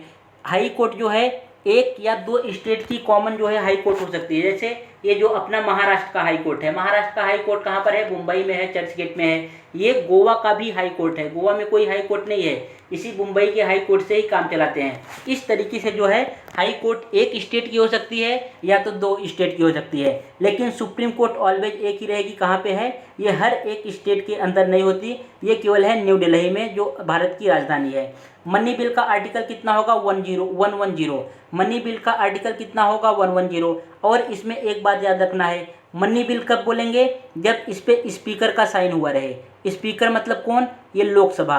स्पीकर मतलब कौन, लोकसभा के स्पीकर का जब साइन हुआ रहे। लोकसभा के स्पीकर हैं कौन, ओम बिरला। लोकसभा के स्पीकर कौन है इस वक्त, ओम बिरला। राज्यसभा के स्पीकर कौन है, जगदीप धनखड़। राज्यसभा के स्पीकर कौन है, जगदीप धनखड़। लोकसभा के स्पीकर कौन है, ओम बिरला। अगर जिस बिल पे जो है स्पीकर का साइन हुआ रहे, स्पीकर मतलब लोकसभा, ये मनी बिल लाता कौन है, मनी बिल हमारे राष्ट्रपति लाते हैं। मनी बिल कौन लाएंगे, मनी बिल हमारे प्रेसिडेंट लाएंगे। प्रेसिडेंट जो है लाके लोकसभा में देंगे। लोकसभा में जो वहाँ के लोकसभा स्पीकर होते हैं ओम बिरला, जब तक उनका साइन नहीं होगा वो मनी बिल नहीं माना जाएगा। जैसे ही उनका साइन हो गया वो मनी बिल कंफर्म हो गया। अब मनी बिल में जो टोटल पावर होती है वो लोकसभा के पास होती है। मनी बिल में टोटल पावर किसके पास होगी, मनी बिल में टोटल पावर जो है लोकसभा के पास होती है। ये राज्यसभा में जाएगा। अब लोकसभा से पास हुआ तो राज्यसभा में जाएगा। राज्यसभा अगर इस पर साइन नहीं कर रहा है और 14 डेज 14 दिन के लिए अपने पास रख लिया, राज्यसभा अगर इस पर साइन नहीं कर रहा है और 14 डेज के लिए अपने पास रख लिया, तो ये बिल अपने आप पास हो जाएगा। फिर उस पर वो साइन करे या ना करे, ये बिल अपने आप पास हो जाएगा। लेकिन इस पर ओम बिरला लोकसभा के स्पीकर का साइन जो है कंपलसरी है, तभी वो मनी बिल माना जाएगा। उसके बाद फिर नेक्स्ट आ जाओ ज्वाइंट सिटिंग। ज्वाइंट सिटिंग मतलब कौन सा आर्टिकल है 108। ज्वाइंट सिटिंग कौन सा आर्टिकल है 108। ज्वाइंट सिटिंग बुलाता कौन है, ज्वाइंट सिटिंग बुलाते हैं राष्ट्रपति। ज्वाइंट सिटिंग कब बुलाते हैं, हो सकता है किसी चीज़ को लेके कोई अमेंडमेंट पास किया जा रहा हो, कोई रूल पास किया जा रहा हो, उसमें लोकसभा और राज्यसभा से जो है बिल ना पास हो रहा हो। बिल राज्यसभा से पास, लोकसभा से पास हो गया, राज्यसभा में गया, अब राज्यसभा जो है बिल को पास ही नहीं कर रहा है। तो उस स्थिति में ऐसे बातों को समझने के लिए आपस में सामंजस्य बैठा के उस बिल को पास करने के लिए जो है प्रेसिडेंट एक ज्वाइंट सिटिंग बुलाती है। उस ज्वाइंट सिटिंग में आर्टिकल 108 के अंतर्गत बुलाती है। और उस ज्वाइंट सिटिंग का जो है अध्यक्ष कौन रहता है, ज्वाइंट सिटिंग को कौन लीड करेगा, जो हमारे लोकसभा के स्पीकर रहते हैं। लोकसभा के स्पीकर कौन है, ओम बिरला, वो जो है उस ज्वाइंट सिटिंग को लीड करेंगे। तो आपको इतना इसमें से और इतना एक्स्ट्रा पार्ट याद रखना है। कैग का आर्टिकल कितना होगा 148 से 151 तक। कैग का आर्टिकल कितना है 148 से लेके 151 तक। Next election commission. Election commission का आर्टिकल कितना होता है 324 से 329। इलेक्शन कमीशन का आर्टिकल कितना होगा 324 से 329। UPSC union public service commission का जो है कितना होता है 315। यूनियन पब्लिक सर्विस कमीशन का आर्टिकल कितना होगा 315। वित्त आयोग फाइनेंशियल जो है इसका जो है आर्टिकल कितना होता है 280। और जो है फाइनेंशियल मिनिस्टर इस वक्त कौन है, ये भी आपको याद रखना है। फाइनेंशियल मिनिस्टर कौन है, निर्मला सीतारमण। बजट, जो बजट पेश होता है उसका आर्टिकल कितना होता है 112। बजट जो पेश होगा उसका आर्टिकल कौन सा होगा 112। बजट जो है उसका आर्टिकल कितना होता है 112। फाइनेंशियल जो है उसका आर्टिकल कितना होता है 280। फाइनेंशियल का आर्टिकल कितना होगा 280। यूपीएससी का आर्टिकल कितना होता है 315। यूपीएससी का आर्टिकल कितना होगा 315। इलेक्शन कमीशन का आर्टिकल कितना होता है, इलेक्शन कमीशन का आर्टिकल हो जाएगा 324। अगर 324 आए तो केवल 324 को लगाना है, या तो 324, 325, 326, इसके बीच में कोई भी नंबर रहे उसे आप टिक कर सकते हैं। इलेक्शन कमीशन का आर्टिकल 324। यहाँ से आपके लिए सबसे मोस्ट इम्पॉर्टेंट कौन सा है, ज्वाइंट सिटिंग वाला है, मनी बिल वाला है, सुप्रीम कोर्ट, हाई कोर्ट और ये पार्लियामेंट मतलब पीएम वाला है। उसके बाद फिर यहाँ पे लोकसभा, राज्यसभा, पार्लियामेंट, ये आपके लिए मोस्ट इम्पॉर्टेंट हो जाते हैं। इसमें से जितना मैं करा रहा हूँ मोस्ट इम्पॉर्टेंट तो सब हैं, लेकिन आप उतना नहीं याद कर पा रहे हैं, तो जितना ये बता रहा हूँ पार्लियामेंट का याद कर लो, राज्यसभा का, लोकसभा का, ये आपके लिए मोस्ट इम्पॉर्टेंट, इससे भी ज़्यादा मोस्ट इम्पॉर्टेंट हो जाते हैं सुप्रीम कोर्ट का, हाई कोर्ट का, मनी बिल का एंड ज्वाइंट सिटिंग का। देखो मैं जब पढ़ाऊँगा मैं पूरा ही पढ़ाऊँगा, ऐसा नहीं कि मैं आधा जो है पढ़ा के छोड़ दूँ। और आपके एग्ज़ाम में अगर मैं पॉलिटी पढ़ा रहा हूँ तो पॉलिटी आपको पूरा 100% पढ़ा दूँगा, जितना आपके एग्ज़ाम में क्वेश्चन आएगा। अगर पॉलिटी से 3 से 4 क्वेश्चन आता है तो जितना मैं पॉलिटी पढ़ाया हूँ उतने में से ही आप 3-4 क्वेश्चन सॉल्व कर ले जाओगे। मैं करंट अफेयर कराया हूँ तो करंट अफेयर से जो 3 से 4 क्वेश्चन आएंगे 100% बता रहा हूँ, इसी जो है करंट अफेयर में से आपके एग्जाम में क्वेश्चन पूछे जाएंगे। तो मैं जो पढ़ाऊँगा वो पूरा पढ़ाऊँगा, ऐसा नहीं कि मैं आधा पढ़ा के छोड़ दे रहा हूँ फिर आप यहाँ से पढ़ के जा रहे हो और एग्जाम में वो क्वेश्चन ही नहीं मिल रहा है। तो इस तरीके से मैं काम नहीं करता। मैं पढ़ाऊँगा, भले ही वीडियो पूरा लंबा जाए लेकिन मैं पूरा कंटेंट आपको प्रोवाइड करूँगा। यहाँ पे देखो अगला क्वेश्चन क्या दिया है हमारे पास, फर्स्ट स्टेट कौन बना था, आंध्र प्रदेश बना था। जब हमारा भारत आज़ाद हो गया, कब आज़ाद हुआ था 1947 में। कब आज़ाद हुआ था इंडिया हमारा, कब आज़ाद हुआ था 1947 में। पाकिस्तान कब आज़ाद हुआ था 14 अगस्त 1947 में। पाकिस्तान कब आज़ाद हुआ था 14 अगस्त 1947 में। बांग्लादेश कब आज़ाद हुआ था 1971 में। बांग्लादेश कब आज़ाद हुआ था 1971 में। ये 3 क्वेश्चन आपको यहाँ से याद रखने हैं। अब जब इंडिया आज़ाद हो गया तो सबसे पहले ये बात आई कि अब यहाँ पे कितने स्टेट रहेंगे, कितने यूनियन टेरिटरी रहेंगे। तो जो हमारा पहला स्टेट बना, जो फर्स्ट स्टेट बना वो कौन सा बना, आंध्र प्रदेश। फर्स्ट स्टेट कौन सा बना है, ये क्वेश्चन आपके एग्जाम में पूछा गया, फर्स्ट स्टेट कौन सा बना है। फर्स्ट स्टेट आंध्र प्रदेश बना था। ये कब बना था 1953 में। कब बना था 1953 में। आंध्र प्रदेश फर्स्ट स्टेट बना, कब बना था 1953 में। अब ये जो है महाराष्ट्र डे कब मनाया जाता है आप सभी को पता होगा। महाराष्ट्र डे मनाया जाता है 1 मई को। महाराष्ट्र डे कब मनाया जाता है, महाराष्ट्र डे मनाया जाता है 1 मई को। 1 मई को और कौन सा दिन मनाया जाता है, 1 मई को जो है लेबर डे भी मनाया जाता है। 1 मई को क्या क्या मनाया जाता है, एक तो मनाया जाता है महाराष्ट्र डे और दूसरा कौन सा डे मनाया जाता है, लेबर डे मनाया जाता है। तो ये 2 क्वेश्चन आपको यहाँ से याद रखने हैं। 1 मई को महाराष्ट्र डे मनाया क्यों जाता है ये आपको अभी पता करना है। 1 मई को महाराष्ट्र डे क्यों मनाते हैं, क्योंकि 1 मई 1960 को, 1 मई 1960 को क्या हुआ था, महाराष्ट्र और गुजरात, पहले ये दोनों जो है एक ही स्टेट हुआ करते थे। महाराष्ट्र और गुजरात क्या हुआ करते थे, एक ही स्टेट हुआ करते थे। इसलिए मोस्टली जो महाराष्ट्र में, जो मुंबई में गुजराती हैं वो मोस्टली महाराष्ट्र के ही हैं, वो गुजरात से नहीं आए हुए हैं। क्योंकि महाराष्ट्र और गुजरात 1960 के पहले एक ही हुआ करता था, वो अलग अलग नहीं था। लेकिन जब लैंग्वेज का जो है प्रॉब्लम आने लगा, यहाँ के ज़्यादातर लोग मराठी बोलते थे, वहाँ के ज़्यादातर लोग जो है गुजराती बोल रहे हैं। लैंग्वेज के प्रॉब्लम की वजह से लैंग्वेज के हिसाब से डिवाइड कर दिया गया है कि कहाँ पे महाराष्ट्र है और कितना जो है गुजरात रहेगा। तो ये कब डिवाइड किया गया, 1 मई 1960 को। 1 मई 1960 को महाराष्ट्र और गुजरात को दोनों को अलग अलग स्टेट बना दिया गया। उसके पहले ये दोनों एक ही थे, लेकिन 1 मई 1960 को जो है महाराष्ट्र और गुजरात को अलग अलग स्टेट बना दिया गया। मैं इसलिए इसको इतना समझा रहा हूँ क्योंकि ये आपके लिए जनरल नॉलेज की भी चीज़ हो जाती है। आप महाराष्ट्र में रहते हैं तो ये बातें आपको पता होनी चाहिए। और महाराष्ट्र का ही आप एग्ज़ाम देने जा रहे हैं, बीएड का एग्ज़ाम, तो आपके लिए मोस्ट इम्पॉर्टेंट हो जाता है। हो सकता है यहाँ से ये क्वेश्चन पूछ ले कि महाराष्ट्र डे कब मनाया जाता है, 1 मई को। लेबर डे कब मनाया जाता है, 1 मई को। महाराष्ट्र और गुजरात एक दूसरे से कब अलग हुए थे, 1 मई 1960 को। आई होप आप समझ गए होंगे कि 1 मई को ही क्यों महाराष्ट्र डे मनाया जाता है। क्यों मनाया जाता है, क्योंकि 1 मई को ही महाराष्ट्र और गुजरात एक दूसरे से अलग हुए थे। बढ़ते हैं नेक्स्ट क्वेश्चन की तरफ। नेक्स्ट क्वेश्चन की तरफ आपको ये याद रखना है कि अभी हमारे इंडिया का सबसे न्यू स्टेट कौन सा है, कौन सा स्टेट अभी सबसे नया बना है, न्यू स्टेट कौन सा है, ये है तेलंगाना। सबसे न्यू स्टेट कौन सा है, तेलंगाना। ये कौन से स्टेट से अलग हुआ है, ये आंध्र प्रदेश से अलग होके बना है। ये कौन से स्टेट से अलग हुआ है, ये हमारा आंध्र प्रदेश से अलग होके बना है। ये बना कब था, 2 जून 2014 को, 2 जून 2014 को ये स्टेट बना था। न्यू स्टेट कौन सा है, तेलंगाना। आपको यहाँ से याद रखना है फर्स्ट स्टेट कौन सा बनाए थे हम लोग, आंध्र प्रदेश बनाए थे। उसके बाद न्यू स्टेट कौन सा है, न्यू स्टेट है हमारा तेलंगाना। तेलंगाना कौन से स्टेट से अलग हुआ है, आंध्र प्रदेश से अलग हुआ है। तेलंगाना कब बना, 2 जून 2014 को, 2 जून 2014 को। बढ़ते हैं नेक्स्ट क्वेश्चन की तरफ। देखो अभी जितना मैंने समझा दिया आपको पॉलिटी बस केवल उतना ही पढ़ना है। अब इसके बेसिस पे कुछ क्वेश्चन हम सॉल्व कर लेते हैं। यहाँ पे देखो क्या पढ़ा है, लिखा है 73rd अमेंडमेंट कॉन्स्टिट्यूशन अमेंडमेंट, मतलब 73rd कॉन्स्टिट्यूशनल अमेंडमेंट किस लिए हुआ था, सीधा आंसर बताओ आप। म्यूनसिपालिटी ये जो है गलत हो गया, एम्बेसमेंट ये गलत हो गया, 8th शेड्यूल ये भी गलत हो गया।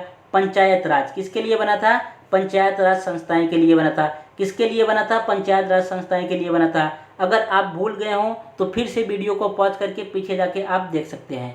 नेक्स्ट क्वेश्चन, पंचायत राज कितने टाइप का होता है, यहाँ पे 3 टायर पंचायत राज सिस्टम चलता है। कितने टायर, 3 टायर, मतलब इसके 3 पार्ट होते हैं। ये कौन से अंडर में आता है, 73rd कॉन्स्टिट्यूशन अमेंडमेंट 1993 में, 73rd कॉन्स्टिट्यूशन अमेंडमेंट 1993 में। यहाँ पे पहले क्या होता है, डिस्ट्रिक्ट पंचायत, पहले क्या हो जाएगा, डिस्ट्रिक्ट पंचायत। उसके बाद फिर पंचायत यूनियन काउंसिल, फिर क्या आ जाएगा, पंचायत यूनियन काउंसिल, फिर विलेज पंचायत, उसके बाद फिर ग्राम सभा। क्या आ जाएगा, ग्राम सभा। तो आपको ये याद रखना है 3 टियर कौन सा है, पहला डिस्ट्रिक्ट पंचायत है, उसके बाद फिर विलेज पंचायत है, फिर कौन सा है, ग्राम सभा है, फिर कौन सा है, ग्राम सभा है। इस विलेज पंचायत को बोलते हैं ब्लॉक, इसको हम ब्लॉक भी बोल सकते हैं। और जो है डिस्ट्रिक्ट पंचायत, डिस्ट्रिक्ट पंचायत का हेड कौन होता है, डिस्ट्रिक्ट मजिस्ट्रेट, जिसको बोलते हैं डीएम, जो एक IAS अधिकारी होता है। डिस्ट्रिक्ट पंचायत का हेड कौन होगा, डीएम होगा, जिसको बोलते हैं DM, district magistrate. Village panchayat, village panchayat का हेड कौन होगा, ब्लॉक प्रमुख होगा। और ग्राम सभा, ग्राम सभा का प्रमुख कौन होता है, जो आप प्रधानी, जो प्रधान होते हैं, या तो इनको कहीं कहीं पे मुखिया बोलते हैं, ये जो है ग्राम सभा के हेड होते हैं। तो कितने टायर की व्यवस्था है, 3 टायर की व्यवस्था है। ये किसके कहने पे बनाया गया था, ये बलवंत राय कमेटी के कहने पे बनाया गया था। किसके कहने पे बनाया गया था, बलवंत राय कमेटी के कहने पे बनाया गया था। बढ़ते हैं नेक्स्ट क्वेश्चन की तरफ। नेक्स्ट क्वेश्चन हमारे पास क्या बोल रहा है, article of the Indian constitution provide the equality before law. Equality before law कौन सा था हमारा, 14 number. Equality before law 14 number. 21 number किसके बारे में था, 20 नंबर हमारे पास था एजुकेशन के बारे में। किसके, एजुकेशन के बारे में, जो बच्चे 6 से 14 साल के बीच में हैं, इनको एजुकेशन कौन प्रोवाइड करेगा, इनको एजुकेशन प्रोवाइड करेगा स्टेट। कितना पैसा लेगा, कोई पैसा नहीं लेगा, इनको फ्री में एजुकेशन प्रोवाइड करना पड़ेगा। तो आई होप आप इस क्वेश्चन को भी समझ गए होंगे। बढ़ते हैं नेक्स्ट क्वेश्चन की तरफ। नेक्स्ट क्वेश्चन में क्या बोला है, article 51A relating to fundamental duties. Article 51A किससे रिलेट करता है, फंडामेंटल ड्यूटी से। Was included in the constitution by, ये कब इंक्लूड किया गया था, 42nd amendment act, 42nd amendment act, 42nd amendment act. ये कब हुआ था, 1976 को। कब हुआ था, 1976 को। बढ़ते हैं नेक्स्ट क्वेश्चन की तरफ। नेक्स्ट क्वेश्चन में क्या बोला है कि first education minister of the India, first education minister of the India कौन है, यहाँ पे थे मौलाना अब्दुल कलाम आज़ाद। कौन से थे फर्स्ट एजुकेशन मिनिस्टर इंडिया, मौलाना Abdul Kalam Azad. Next question, next question यहाँ पे पूछा है कि which of the following is a not union territory. इसमें से 4 ऑप्शन दे रखे हैं, पूछा है कौन सा यूनियन टेरेटरी नहीं है। चंडीगढ़ यूनियन टेरेटरी है, पुडुचेरी यूनियन टेरेटरी है, यहाँ पे त्रिपुरा जो है यूनियन टेरेटरी नहीं है। तो राइट आंसर क्या हो जाएगा इसका, त्रिपुरा। त्रिपुरा एक ऐसा स्टेट है जो बांग्लादेश से, बांग्लादेश हमारी पड़ोसी कंट्री है, उसके तीनों साइड से घिरा हुआ है। त्रिपुरा कैसा स्टेट है, त्रिपुरा एक ऐसा स्टेट है जो बांग्लादेश से तीनों साइड से घिरा हुआ है।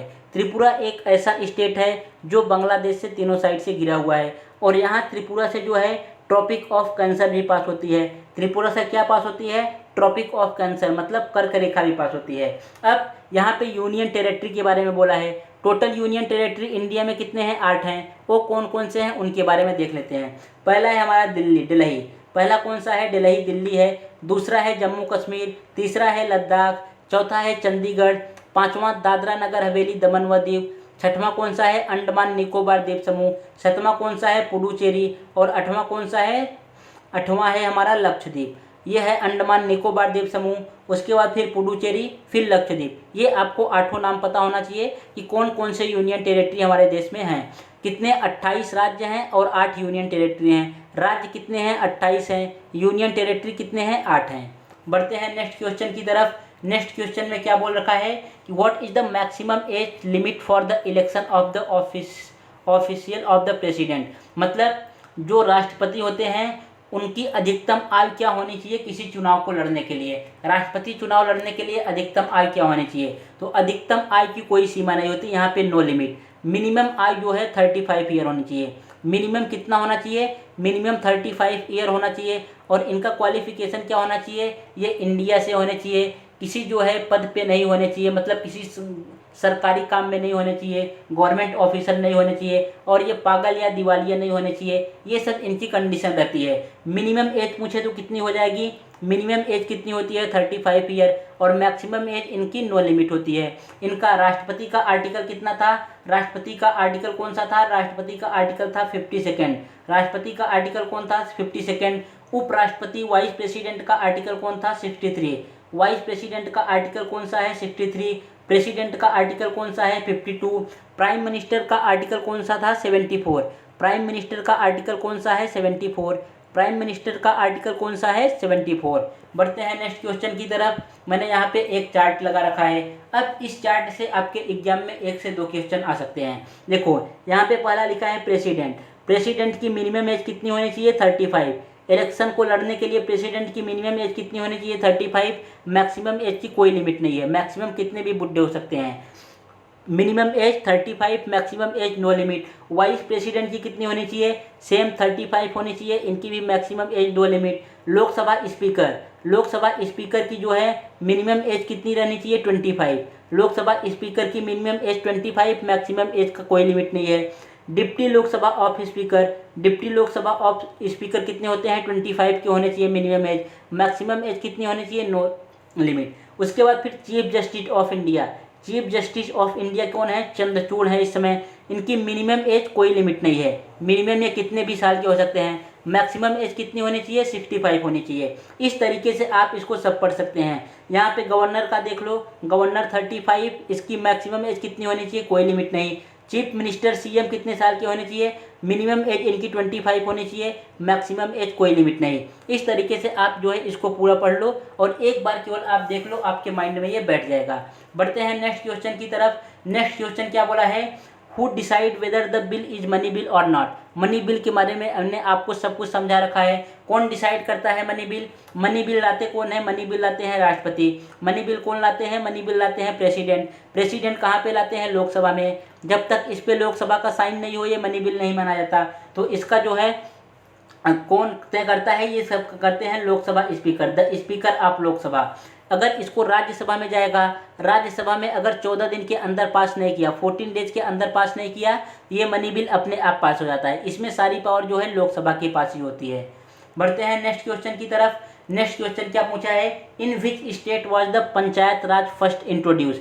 मतलब कौन से स्टेट में पंचायत राज जो है फर्स्ट इंट्रोड्यूस हुआ था, ये हुआ था राजस्थान में। राजस्थान में कहाँ पे, नागौर डिस्ट्रिक्ट में। राजस्थान में कहाँ पे हुआ था, नागौर डिस्ट्रिक्ट में। और आपको 3 स्टेट का नाम याद रखना है, 3 स्टेट का नाम याद रखना है, नागालैंड, मणिपुर, मिजोरम। नागालैंड, मणिपुर, मिजोरम। नागालैंड, मणिपुर, मिजोरम। नागालैंड, मणिपुर, मिजोरम। यहाँ पर है, यहाँ पे पंचायती राज की व्यवस्था नहीं है। मतलब यहाँ पे क्या है, पंचायती राज की व्यवस्था नहीं है। हमारे इंडिया में केवल यही 3 ऐसे स्टेट हैं जहाँ पे पंचायती राज की व्यवस्था नहीं है। वो कौन कौन से स्टेट हैं, पहला नागालैंड, दूसरा मणिपुर, तीसरा मिजोरम। पंचायती राज सबसे पहले किस डिस्ट्रिक्ट में आया था, राजस्थान में आया था। राजस्थान में कहाँ पे आया था, नागौर में आया था। राजस्थान में कहाँ पे आया था, नागौर में आया था। आपको यहाँ से इतनी बातें याद रखनी है। बढ़ते हैं नेक्स्ट क्वेश्चन की तरफ। नेक्स्ट क्वेश्चन, अभी आप महाराष्ट्र जो है एग्जाम देने जा रहे हैं, महाराष्ट्र बीएड का, तो आपको महाराष्ट्र के बारे में बहुत अच्छे तरीके से नॉलेज होनी चाहिए। यहाँ पे मैंने जितने भी क्वेश्चन लिए हैं सब जो है महाराष्ट्र से ही रिलेटेड लिए हैं। तो सबसे पहले आपको याद रखना है यहाँ के सीएम कौन है। महाराष्ट्र के सीएम सभी को पता होगा, एकनाथ शिंदे हैं। महाराष्ट्र के सीएम कौन है? एकनाथ शिंदे हैं। यहाँ के राज्यपाल कौन है? राज्यपाल को एक बार चेक कर लेना आप, यहाँ के राज्यपाल शायद भगत सिंह कोश्यारी हैं। राज्यपाल कौन है? राज्यपाल यहाँ के भगत सिंह कोश्यारी हैं। सीएम कौन है? सीएम एकनाथ शिंदे थे। एकनाथ शिंदे के पहले सीएम कौन थे? एकनाथ शिंदे के पहले सीएम जो थे उद्धव ठाकरे थे। उद्धव ठाकरे के पहले सीएम कौन थे?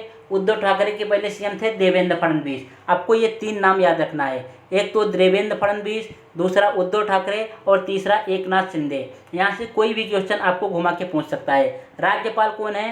राज्यपाल हैं भगत सिंह कोश्यारी। राज्यपाल को क्या बोलते हैं? गवर्नर बोलते हैं। राज्यपाल को इंग्लिश में क्या बोलेंगे? गवर्नर। इन गवर्नर का काम क्या रहता है? गवर्नर का ये काम रहता है कि जो सीएम पास कर रहे हैं, गवर्नर किसके आदमी होते हैं? गवर्नर एक प्रकार से, अगर जो है फिल्मी भाषा में समझो तो गवर्नर एक प्रकार से जो है सेंट्रल के आदमी होते हैं। सेंट्रल मतलब जिसकी सरकार सेंट्रल में है। सेंट्रल में किसकी सरकार है? मोदी की सरकार है, भाजपा बीजेपी की सरकार है। तो गवर्नर जो है, जितने भी स्टेट के गवर्नर होते हैं उनको जो है, जो सेंट्रल में बैठा है वो अपना एक गवर्नर चूज करता है, कोई अपना एक एमएलए या विधायक चूज करता है, वो किसी स्टेट में भेज देता है। अब वो जाके उस स्टेट में करता क्या है? मान लो वहाँ पे दूसरी किसी स्टेट में, अभी समझ लो कि पश्चिम बंगाल का एग्जाम्पल इसका बेस्ट है। पश्चिम बंगाल में किसकी सरकार है? ममता बनर्जी की सरकार है, वो तो बीजेपी की है नहीं। तो उन्होंने जितना भी रूल वो जो पास करती हैं, जो अपना रूल पास करती हैं, बिना गवर्नर के साइन के कोई भी रूल पास नहीं होता। जैसे उन्होंने कोई भी रूल निकाला, जब तक उस पर गवर्नर का साइन नहीं होगा वो रूल पास ही नहीं होगा। तो गवर्नर क्या काम करता है? वो देखता है ये जो रूल है ये जनता के हित के लिए है कि नहीं, लोगों के अच्छाई के लिए है कि नहीं। अगर वो लोगों के अच्छाई के लिए रहेगा तभी उस पर जो है गवर्नर साइन करेगा, नहीं तो गवर्नर साइन नहीं करेगा। यही काम रहता है गवर्नर का। यहाँ पे महाराष्ट्र की राजधानी क्या है? मुंबई है। महाराष्ट्र की राजधानी क्या है? मुंबई है। यहाँ का राष्ट्रीय खेल क्या है? कबड्डी है। यहाँ की राष्ट्रीय पक्षी बर्ड क्या है? हरियल है। यहाँ का राष्ट्रीय एनिमल क्या है? बड़ी गिलहरी है। यहाँ का पुष्प क्या है? फ्लावर क्या है? जरूल है। यहाँ का वृक्ष क्या है? आम है। राष्ट्रीय लैंग्वेज कौन सी है? यहाँ की मराठी है। उसके बाद फिर ये याद रखना है आपको, विधानसभा सीट कितनी है? विधानसभा सीट कितनी है? 288। विधान परिषद कितने हैं? 78। लोकसभा सीट कितनी है? 48। राज्यसभा सीट कितनी है? 19। ये जो है यहाँ से इतनी चीज़ आपको याद रखनी है। ये मोस्ट इम्पोर्टेंट क्वेश्चन है। एक तो ये वाला, और दूसरा सीएम, तीसरा राज्यपाल, और चौथा कौन सा? यहाँ पे कितने ज़िले हैं? महाराष्ट्र में कितने ज़िले हैं? 36 ज़िले हैं। महाराष्ट्र में कितने ज़िले हैं? 36 ज़िले हैं। महाराष्ट्र की स्थापना कब हुई थी? अभी आपको पीछे में बताया। महाराष्ट्र की स्थापना कब हुई थी? 1 मई 1960 को। इसलिए 1 मई को क्या मनाते हैं? महाराष्ट्र डे मनाते हैं। और 1 मई को कौन सा दिन मनाएंगे? 1 मई को मनाते हैं लेबर डे। 1 मई को महाराष्ट्र जो है गुजरात से अलग हुआ था, इसलिए स्थापना दिवस 1 मई को मनाते हैं। जिले कितने हैं यहाँ पे? 36। कितने डिस्ट्रिक्ट हैं? 36 डिस्ट्रिक्ट हैं। राज्यसभा में सीट कितनी है? 19 है। राज्यसभा में महाराष्ट्र की सीट कितनी है? 19 है। लोकसभा में कितनी सीट है? 40 सीट है। विधानसभा में कितनी सीट है? 286 है। यहाँ की लैंग्वेज क्या है? मराठी है। यहाँ का राष्ट्रीय खेल क्या है? कबड्डी है। यहाँ की राजधानी क्या है? मुंबई है। यहाँ का हाई कोर्ट कहाँ पर है? मुंबई में है। मुंबई में कहाँ पर है? चर्च गेट में है। इतनी बातें आपको जो है महाराष्ट्र से याद होनी चाहिए। अगर इतनी बातें आपको याद हैं, अब महाराष्ट्र से कोई भी चीज़ पूछेगा, अगर आपको नहीं भी आता रहेगा तो आप उसे ऑप्शन एलिमिनेट के जरिए सॉल्व कर सकते हैं। बढ़ते हैं नेक्स्ट क्वेश्चन की तरफ। नेक्स्ट क्वेश्चन आपके एग्जाम में पूछता है यूनेस्को से, तो यूनेस्को आप एक बार इसको पढ़ लेना। टोटल अभी यूनेस्को में जो है 40 जो है विश्व विरासत स्थल हैं। कितने हैं? 40 हैं। नंबर ऑफ टोटल कितने हैं? 40 हैं। 40 है, यहाँ पे 40 हैं। तो यूनेस्को की स्थापना कब हुई थी? 16 नवंबर 1945 को। यूनेस्को की स्थापना कब हुई थी? 16 नवंबर 1945 को। इसका जो है हेडक्वार्टर कहाँ पर है? पेरिस फ्रांस में है। यूनेस्को का हेडक्वार्टर कहाँ पर है? पेरिस फ्रांस में है। और पेरिस फ्रांस में जो है OECD के भी हेडक्वार्टर हैं। पेरिस फ्रांस में क्या है? OECD के भी हेडक्वार्टर हैं। बढ़ते हैं नेक्स्ट क्वेश्चन की तरफ। नेक्स्ट क्वेश्चन आ गया हमारा नेशनल पार्क से। नेशनल पार्क, भारत में टोटल कितने नेशनल पार्क हैं? इंडिया में टोटल नेशनल पार्क की संख्या कितनी है? 106। इंडिया में टोटल नेशनल पार्क की संख्या कितनी है? 106 है। अगर एरिया के हिसाब से पूछा कितने परसेंट हैं? 1.35%। ये क्वेश्चन आपके एग्जाम में पूछा गया था। ये क्वेश्चन SSC के एग्जाम में 3 बार पूछा जा चुका है। ये क्वेश्चन भी SSC के एग्जाम में 3 बार पूछा जा चुका है। अब SSC मतलब आप ये नहीं समझ लेना कि क्लास 10 का एग्जाम। SSC एक सेंट्रल गवर्नमेंट का एग्जाम होता है, स्टाफ सिलेक्शन कमीशन का, जिसमें से लगभग सेंट्रल, स्टेट जो है सेंट्रल लेवल के पीसीएस बनते हैं, इंस्पेक्टर बनते हैं, क्राइम ब्रांच के, सीबीआई के, रॉ के, इन सब के इंस्पेक्टर की पोस्ट उसमें आती है। तो वहाँ पे ये जो क्वेश्चन 3 बार ये पूछा गया था और 1 बार ये पूछा गया है। और ये बीएड एग्जाम में भी, आपके बीएड एग्जाम में भी 1 बार पूछा गया है कि total number of national park कितने हैं। उस टाइम पे जब ये पूछा गया था तो उस टाइम पे शायद 95 या 90 कुछ ऐसे ही जो है। अब बढ़ के कितने हो गए हैं, 106 हो गए हैं। यहाँ पे कुछ आपको इंपॉर्टेंट नेशनल पार्क याद रखना है। कौन कौन सा याद रखना है? सबसे पहले आप महाराष्ट्र का याद करो। महाराष्ट्र का एग्जाम देने जा रहे हो तो महाराष्ट्र का याद करो। पहला कौन सा है? Chandoli national park. फर्स्ट कौन सा है? Chandoli national park. दूसरा कौन सा है? Gulmarg national park. Second Gulmarg national park. तीसरा कौन सा है? Tadoba Andhari tiger reserve.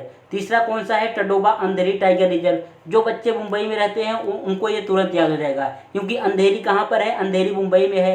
ये देखते ही मान समझ जाएंगे कि कहाँ पर है, ये मुंबई में है, महाराष्ट्र में है। उसके बाद फिर संजय गांधी नेशनल पार्क। ये भी जो बच्चे मुंबई में रहते हैं तुरंत समझ जाएंगे, क्योंकि ये इसे संजय गांधी को क्या बोलते हैं? बोरीवली नेशनल पार्क, जो बोरीवली में अपना है। संजय गांधी नेशनल पार्क मतलब बोरीवली नेशनल पार्क।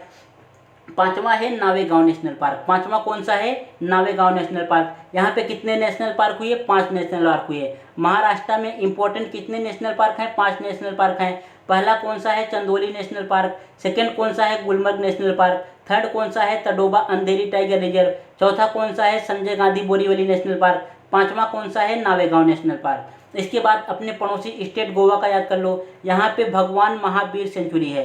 कौन सी सेंचुरी है? भगवान महावीर सेंचुरी है। उसके बाद फिर यहाँ पर एक है मोलेन नेशनल पार्क। कौन सा नेशनल पार्क है? मोलेन नेशनल पार्क। उसके बाद फिर गोवा में एक और है, बर्ड सेंचुरी है। गोवा में एक सलीम अली बर्ड सेंचुरी है। गोवा में क्या है? सलीम अली बर्ड सेंचुरी है, ये गोवा में है। और Salim Ali Birdman of India किसे कहा जाता है? सलीम अली को। बर्डमैन ऑफ इंडिया किसे कहा जाता है? सलीम अली को। बढ़ते हैं नेक्स्ट क्वेश्चन की तरफ। नेक्स्ट क्वेश्चन आपको याद रखना है अभी फिर से अपने पड़ोसी स्टेट का, गुजरात का। गुजरात में कौन कौन से हैं? एक तो गिर नेशनल पार्क है। गिर नेशनल पार्क जो है एशियाई लायन के लिए फेमस है। किसके लिए? एशियाई लायंस के लिए बहुत ज़्यादा फेमस है। या तो ऐसा पूछा जाएगा कि गिर नेशनल पार्क किस स्टेट में है? गिर नेशनल पार्क गुजरात स्टेट में है। गिर नेशनल पार्क किसके लिए फेमस है? एशियन लायन के लिए फेमस है। दूसरा है black buck national park. Second number कौन सा है? Black buck national park. तीसरा कौन सा है? Vansda national park. चौथा कौन सा है? Marine national park. इस मरीन नेशनल पार्क में आप कंफ्यूज हो सकते हैं। किस तरीके से कंफ्यूज हो सकते हैं? क्योंकि मरीन लाइंस कहाँ पर है? मुंबई में है। हो सकता है आप वहाँ पे टिक लगा दो कि मरीन नेशनल पार्क महाराष्ट्र में है, लेकिन ये गलत हो जाएगा। मरीन नेशनल पार्क आपको याद रखना है, यहाँ पे स्टार मार्क कर लो। मरीन नेशनल पार्क कहाँ पर है? ये है गुजरात में। और पांचवा है जो है गल्फ ऑफ कच्छ। पांचवा कौन सा है? Gulf of Kutch. यहाँ पे और जितने क्वेश्चन पूछे जा सकते हैं इंपॉर्टेंट कौन कौन से हैं? सबसे ज़्यादा नेशनल पार्क कहाँ पर है? मध्य प्रदेश में। सबसे ज़्यादा नेशनल पार्क किस स्टेट में है? सबसे ज़्यादा नेशनल पार्क हमारा कौन से स्टेट में है? मध्य प्रदेश में। सबसे ज़्यादा नेशनल पार्क कौन से स्टेट में है? मध्य प्रदेश में। फर्स्ट नेशनल पार्क हमारे इंडिया का कौन सा है? फर्स्ट नेशनल पार्क है Jim Corbett national park.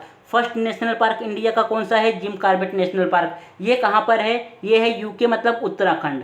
Jim Corbett national park कहाँ पर है? उत्तराखंड में है। ये कब बना था? 1936 को बना था। उसके बाद सबसे बिगेस्ट नेशनल पार्क कहाँ पर है? सबसे बड़ा नेशनल पार्क है हमारा Hamish national park. Hamish national park कहाँ पर है? ये है लद्दाख में। सबसे बड़ा नेशनल पार्क कौन सा है? Hamish national park. ये कहाँ पर है? लद्दाख में है।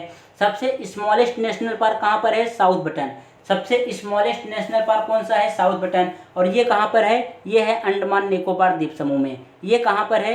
ये है अंडमान निकोबार द्वीप समूह में। और एक बात आपको यहाँ पे याद रखना है, पहले नंबर पे सबसे ज़्यादा नेशनल पार्क कहाँ पर है? महाराष्ट्र, मध्य प्रदेश में। सबसे ज़्यादा नेशनल पार्क मध्य प्रदेश में। दूसरे नंबर पे कहाँ पर है? अंडमान निकोबार द्वीप समूह में। दूसरे नंबर पे कौन से है? अंडमान निकोबार द्वीप समूह। तीसरे नंबर पे कौन सा है? जो है वेस्ट बंगाल। तीसरे नंबर पे कौन सा है? वेस्ट बंगाल। आपको ये 3 बातें यहाँ से और याद रखनी है। पहले नंबर पे पूछा तो मध्य प्रदेश, दूसरे नंबर पे पूछा तो अंडमान निकोबार द्वीप समूह, और तीसरे नंबर पे पूछा तो वेस्ट बंगाल। और बाकी आपको मैं जितना क्वेश्चन कराया ये सब आपके एग्जाम के लिए बहुत ही ज़्यादा इंपॉर्टेंट है। इसमें से 100% 1 से 2 क्वेश्चन आपके एग्जाम में आए ही आएगा। यहाँ पे अब देखो, यहाँ पे सैलरी के रूप में क्वेश्चन पूछा जाता है कि किसको जो है कितनी सैलरी मिलती है, किसकी सैलरी सबसे ज़्यादा होती है। यहाँ पे देखो किसका किसका पूछा जाएगा। एक तो पूछा जाएगा प्रेसिडेंट का वेतन। प्रेसिडेंट का जो है सैलरी कितना होता है? 5 लाख रुपए।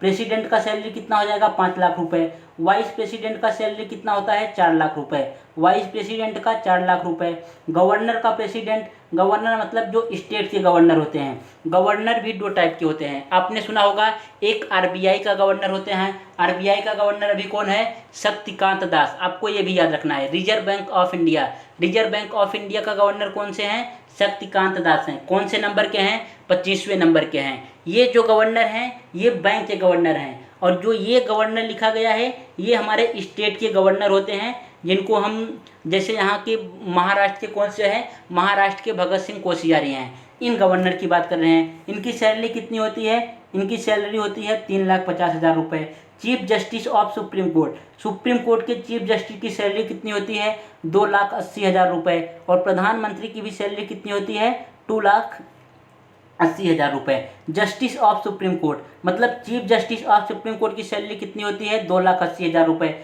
और chief justice of supreme court की सैलरी 2,50,000 रुपये। इस तरीके से आप इसको पढ़ सकते हैं। और यहाँ पे एक बात आपको याद रखना है, कुलेरू जो है झील कहाँ पाया जाता है, कुलेरू लेक कहाँ पाया जाता है, आंध्र प्रदेश में। यहाँ से आपको याद रखना है लोनार, लोनार झील कहाँ पे पाया जाता है, लोनार लेक कहाँ पे पाया जाता है, महाराष्ट्र में। ये आपके लिए मोस्ट इंपॉर्टेंट है क्योंकि ये महाराष्ट्र में पाया जाता है। लोनार कहाँ पाया जाता है, महाराष्ट्र में। और एक याद रखना है चिल्का झील, चिल्का झील कहाँ पाया जाता है, उड़ीसा में। और नेशनल कंज्यूमर राइट डे कब मनाया जाता है 24 दिसंबर को। नेशनल कंज्यूमर राइट डे कब मनाया जाएगा 24 दिसंबर को। बढ़ते हैं नेक्स्ट क्वेश्चन की तरफ। नेक्स्ट क्वेश्चन में जो है आप जो है इसको पॉज करके देख लेना। यहाँ पे ये सोलर सिस्टम के बारे में दिया गया है। टोटल कितने ग्रह हैं हमारे पास, Mercury, Venus, Earth, Mars, Jupiter, Saturn, Uranus, Neptune. मतलब बुध, शुक्र, पृथ्वी, मंगल, बृहस्पति, शनि, अरुण, वरुण। टोटल कितने हो गए, यहाँ पे 8 ग्रह दिए हुए हैं। इन 8 ग्रह के बारे में मैं डिटेल में यहाँ पे आपको समझा रखा है, तो इसको देख लेना है। और एक बात यहाँ से याद रखना है, अंतरिक्ष में पहला जाने वाला कुत्ता कौन था, लाइका था। ये कुत्ता नहीं, एक कुतिया थी। लाइका जो है एक फीमेल थी, यहाँ पे इसका नाम याद रखना है। लाइका जो है 6 प्लानेट एंटी क्लॉकवाइज घूमते हैं। 6 प्लानेट कैसे घूमते हैं, एंटी क्लॉकवाइज घूमते हैं। और 2 प्लानेट ऐसे हैं, टोटल प्लानेट कितने हैं 8, इसमें से 6 कैसे घूमते हैं एंटी क्लॉकवाइज, और 2 प्लानेट कैसे घूमते हैं, वेनस और यूरेनस, ये क्लॉकवाइज घूमते हैं। कॉस्मोलॉजी क्या बोलते हैं, स्टडी ऑफ यूनिवर्स को। कॉस्मोलॉजी के लिए क्या बोलते हैं, स्टडी ऑफ यूनिवर्स। कॉस्मोलॉजी के लिए क्या बोलते हैं, स्टडी ऑफ यूनिवर्स। किस ग्रह को हम नहीं देख सकते, कौन से ऐसे 2 ग्रह हैं जिसको नहीं देख सकते, अरुण और वरुण को। मतलब यूरेनस और नेपच्यून को। किस लिए नहीं देख सकते, क्योंकि ये जो है बहुत दूर हैं, हमसे बहुत ज़्यादा दूर हैं, इसलिए इनको हम नहीं देख सकते। बढ़ते हैं नेक्स्ट क्वेश्चन की तरफ। अभी मैं आपको यहाँ पे पूरा डिटेल नहीं किया हूँ क्योंकि टाइम बहुत ज़्यादा हो रहा है, और इस समय जो है सुबह के 5 बज गए, तो इसलिए मैं पूरा बहुत ज़्यादा डिटेल में नहीं एक्सप्लेन कर रहा हूँ। आप एक बार इसको जो है पॉज करके वीडियो को देख लेना। बढ़ते हैं नेक्स्ट क्वेश्चन की तरफ। नेक्स्ट क्वेश्चन यहाँ पे क्या दिया गया है, ये देख लो। 2 ग्रह ऐसे हैं जिनका कोई भी उपग्रह नहीं है। कौन कौन से हैं, एक तो वेनस है, एक मरकरी है। वेनस और मरकरी का जो है कोई उपग्रह नहीं है। उसके बाद फिर चंद्रमा और पृथ्वी की मैक्सिमम दूरी को क्या बोलते हैं, अफेलियन। चंद्रमा और पृथ्वी की मैक्सिमम दूरी को क्या बोलेंगे, अफेलियन। मून और अर्थ की मिनिमम दूरी को क्या बोलेंगे, परहेलियन। ये 2 बातें आपको याद रखनी है। यहाँ पे इंडिया का पहला वैज्ञानिक जो मून पे गया था कौन है, Rakesh Sharma.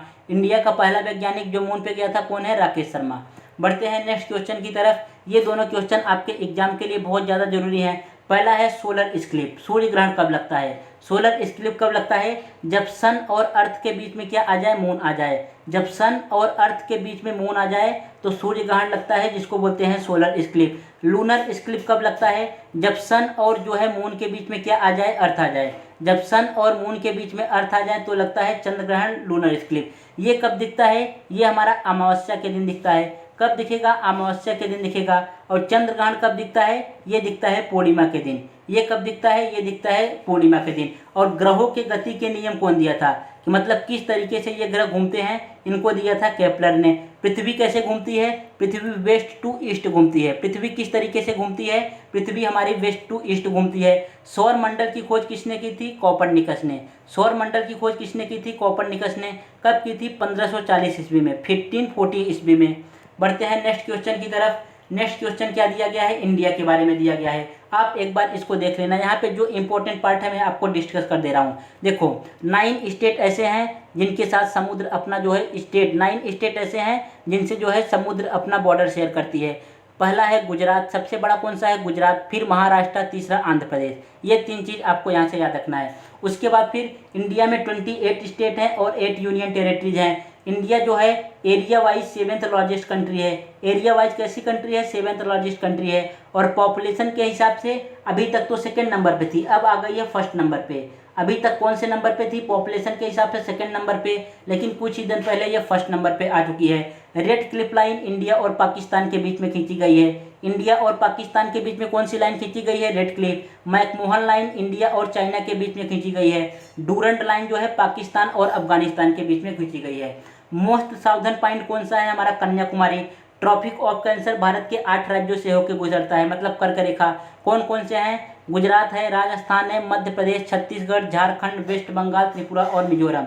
Maximum border line share कौन करता है? उत्तर प्रदेश 8 स्टेट के साथ। मैक्सिमम बॉर्डर लाइन इस शेयर कौन करते हैं? उत्तर प्रदेश 8 स्टेट के साथ। हमारे पड़ोसी कंट्री कौन से हैं? 7 कंट्री हैं। इन कंट्री का एक बार आप नाम पढ़ लेना। नेक्स्ट बढ़ते हैं, नेक्स्ट क्वेश्चन। उसके बाद फिर ये इसके बारे में दे रखा है अबाउट ऑफ एशिया। एशिया जो है होल वर्ल्ड का 29.5% है। इसमें टोटल नंबर ऑफ कंट्री कितनी है? 48 है। लार्जेस्ट कंट्री कौन सी है? चाइना है। स्मॉलेस्ट कंट्री कौन सा है? मालदीव है। वर्ल्ड लार्जेस्ट लेक कौन सा है? कैस्पियन सागर लेक। डीपेस्ट लेक कौन सा है? Baikal lake. मैनी जो है सबसे ज़्यादा जो है बारिश कहाँ पे होती है? मानसीग्राम में होती है। इस तरीके से आप इसको पूरा पढ़ लेना। यहाँ पे ट्रॉपिक ऑफ कैंसर 8 राज्यों से होकर गुजरती है। और एक नदी है माही। माही नदी क्या करती है? इस ट्रॉपिक ऑफ कैंसर को 2 बार काटती है। एक बार तो मध्य प्रदेश में काटती है और दूसरी बार जो है गुजरात में काटती है। कौन सी नदी जो है ट्रॉपिक ऑफ कैंसर को 2 बार काटती है? माही नदी। और अगर भारत ने पूछा कितने स्टेट से होकर गुजरती है? 8 स्टेट में। टोटल पूरा कंट्री पूछा कितने कंट्री से होकर गुजरती है? तो 18 कंट्री से होकर टोटल गुजरती है। नेक्स्ट क्वेश्चन क्या दिया गया है? यहाँ पे नेक्स्ट क्वेश्चन हमारे पास दिया गया है केमिस्ट्री से। तो इस चीज़ को आप पढ़ लेना। यहाँ पे क्या क्या इंपॉर्टेंट है, इसमें कितने ब्लॉक होते हैं। एक तो एस ब्लॉक होता है, दूसरा डी ब्लॉक होता है, तीसरा पी ब्लॉक होता है और चौथा हमारा एफ ब्लॉक होता है। इस तरीके से ब्लॉक होते हैं। ग्रुप कितने होते हैं? ग्रुप 18 होते हैं। पीरियड कितने होते हैं? पीरियड 7 होते हैं। इसमें से टोटल एलिमेंट कितने हैं? 118 हैं। कृत्रिम जो है कितने हैं? 24 हैं। नेचुरल कितने हैं? 94 हैं। ये जो है कृत्रिम एलिमेंट बनते कैसे हैं? अल्फा और बीटा के निकलने से बनते हैं। कैसे बनते हैं? अल्फा और बीटा के निकलने से बनते हैं। उसके बाद यहाँ पर है इलेक्ट्रॉन की खोज कौन सी? ये आपके लिए मोस्ट इंपॉर्टेंट क्वेश्चन है। इसमें से एक क्वेश्चन आपके एग्जाम में आएगा ही आएगा। यहाँ पे क्या बोल रखा है? इलेक्ट्रॉन की खोज किसने की थी? इलेक्ट्रॉन की खोज की थी थॉमसन ने। प्रोटॉन की खोज कौन सी की थी? प्रोटॉन की खोज की थी रदरफोर्ड ने। न्यूट्रॉन की खोज किसने किया है? न्यूट्रॉन की खोज किया है चैडविक ने। इसको याद कैसे करना है? ईंटा पर नचे। ईंटा पर नचे याद कैसे करना है? ईंटा पर नचे। ई मतलब इलेक्ट्रॉन, टी मतलब ट्रांसन। ई मतलब इलेक्ट्रॉन, टी मतलब ट्रांसन। ईंटा हो गया। पर आ जाओ पर। पी मतलब प्रोटॉन, आर मतलब रदरफोर्ड। पी मतलब प्रोटॉन, यहाँ पे र मतलब रदरफोर्ड। ईंटा पर। नचे आ जाओ। नचे में न मतलब न्यूट्रॉन, च मतलब चैडविक। न मतलब न्यूट्रॉन, च मतलब चैडविक। बढ़ते हैं नेक्स्ट क्वेश्चन की तरफ। Next question most important question है। इसमें से आपके एग्जाम में 100% एक क्वेश्चन पूछा ही जाएगा। देखो, खेलो इंडिया यूथ गेम कहाँ कहाँ पे हुआ था, आप इसको देख लो। 5वां वाला कहाँ पे हुआ? मध्य प्रदेश में हुआ। मध्य प्रदेश के कौन से स्टेट में हुआ? भोपाल में हुआ। यहाँ पे सबसे फर्स्ट प्राइज कौन सा लाया है? पहले स्थान पे कौन रहा है? महाराष्ट्र रहा है। नेक्स्ट क्वेश्चन, गोलमेज सम्मेलन। आपके एग्जाम से ये हिस्ट्री का क्वेश्चन है, यहाँ से एक क्वेश्चन आ जाएगा। गोलमेज सम्मेलन कहाँ पर हुआ था? ये हुआ है लंदन में। टोटल गोलमेज सम्मेलन कितने हुए हैं? फर्स्ट, सेकंड, थर्ड, 3 गोलमेज सम्मेलन हुए हैं। पहला कब हुआ था? 1930 को, 1930 को हुआ था। सेकंड वाला कब हुआ था? 1931 को हुआ था। थर्ड वाला कब हुआ था? 1932 को हुआ था। मतलब पहला 1930, दूसरा 1931 और तीसरा 1932। सेकंड वाले गोलमेज सम्मेलन में जो है गांधी जी कांग्रेस की तरफ से गए थे वहाँ पे पार्टिसिपेट करने। सेकंड वाले गोलमेज सम्मेलन में केवल कांग्रेस की तरफ से गांधी जी गए थे। और तीनों गोलमेज सम्मेलन में कौन भाग लिए थे? एक तो लिए थे अंबेडकर और दूसरे हैं तेज बहादुर सप्रू।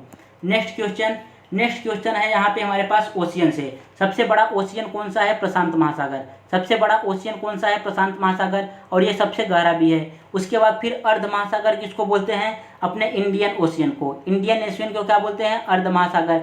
सबसे बिजी वाला ओशियन कौन सा है? अटलांटिक महासागर। सबसे बिजी ओशियन किसको बोलते हैं? अटलांटिक महासागर को। छुपा हुआ ओशियन किसको बोलते हैं? आर्कटिक महासागर को। और सबसे छोटा ओशियन कौन सा है? हमारा आर्कटिक महासागर ही है। पहले नंबर पे ये आता है, सेकंड नंबर पे ये आता है, थर्ड नंबर पे ये आता है और फोर्थ नंबर पे ये आता है। अगर टोटल नंबर आप क्वेश्चन पूछे तो या 4 या 5 इस ऑप्शन में आप फंस सकते हो, तो इसमें से आपको 4 टिक लगाना है। बढ़ते हैं नेक्स्ट क्वेश्चन की तरफ। नेक्स्ट क्वेश्चन आप इसको एक बार देख लो, वॉशिंग सोडा का क्या फॉर्मूला है, बेकिंग सोडा का क्या है, इलेक्शन कमीशन, ये सब मैं आपको बता चुका हूँ। नेक्स्ट क्वेश्चन, अभी जितने भी क्वेश्चन लिए थे हमारे सभी क्वेश्चन खत्म हो गए। सो आगे आपको क्या करना है, अगर वीडियो आपको अच्छा लग रहा है तो हमारे चैनल को सब्सक्राइब करना है और वीडियोज़ को लाइक करना है और अपने दोस्तों के साथ शेयर करना है।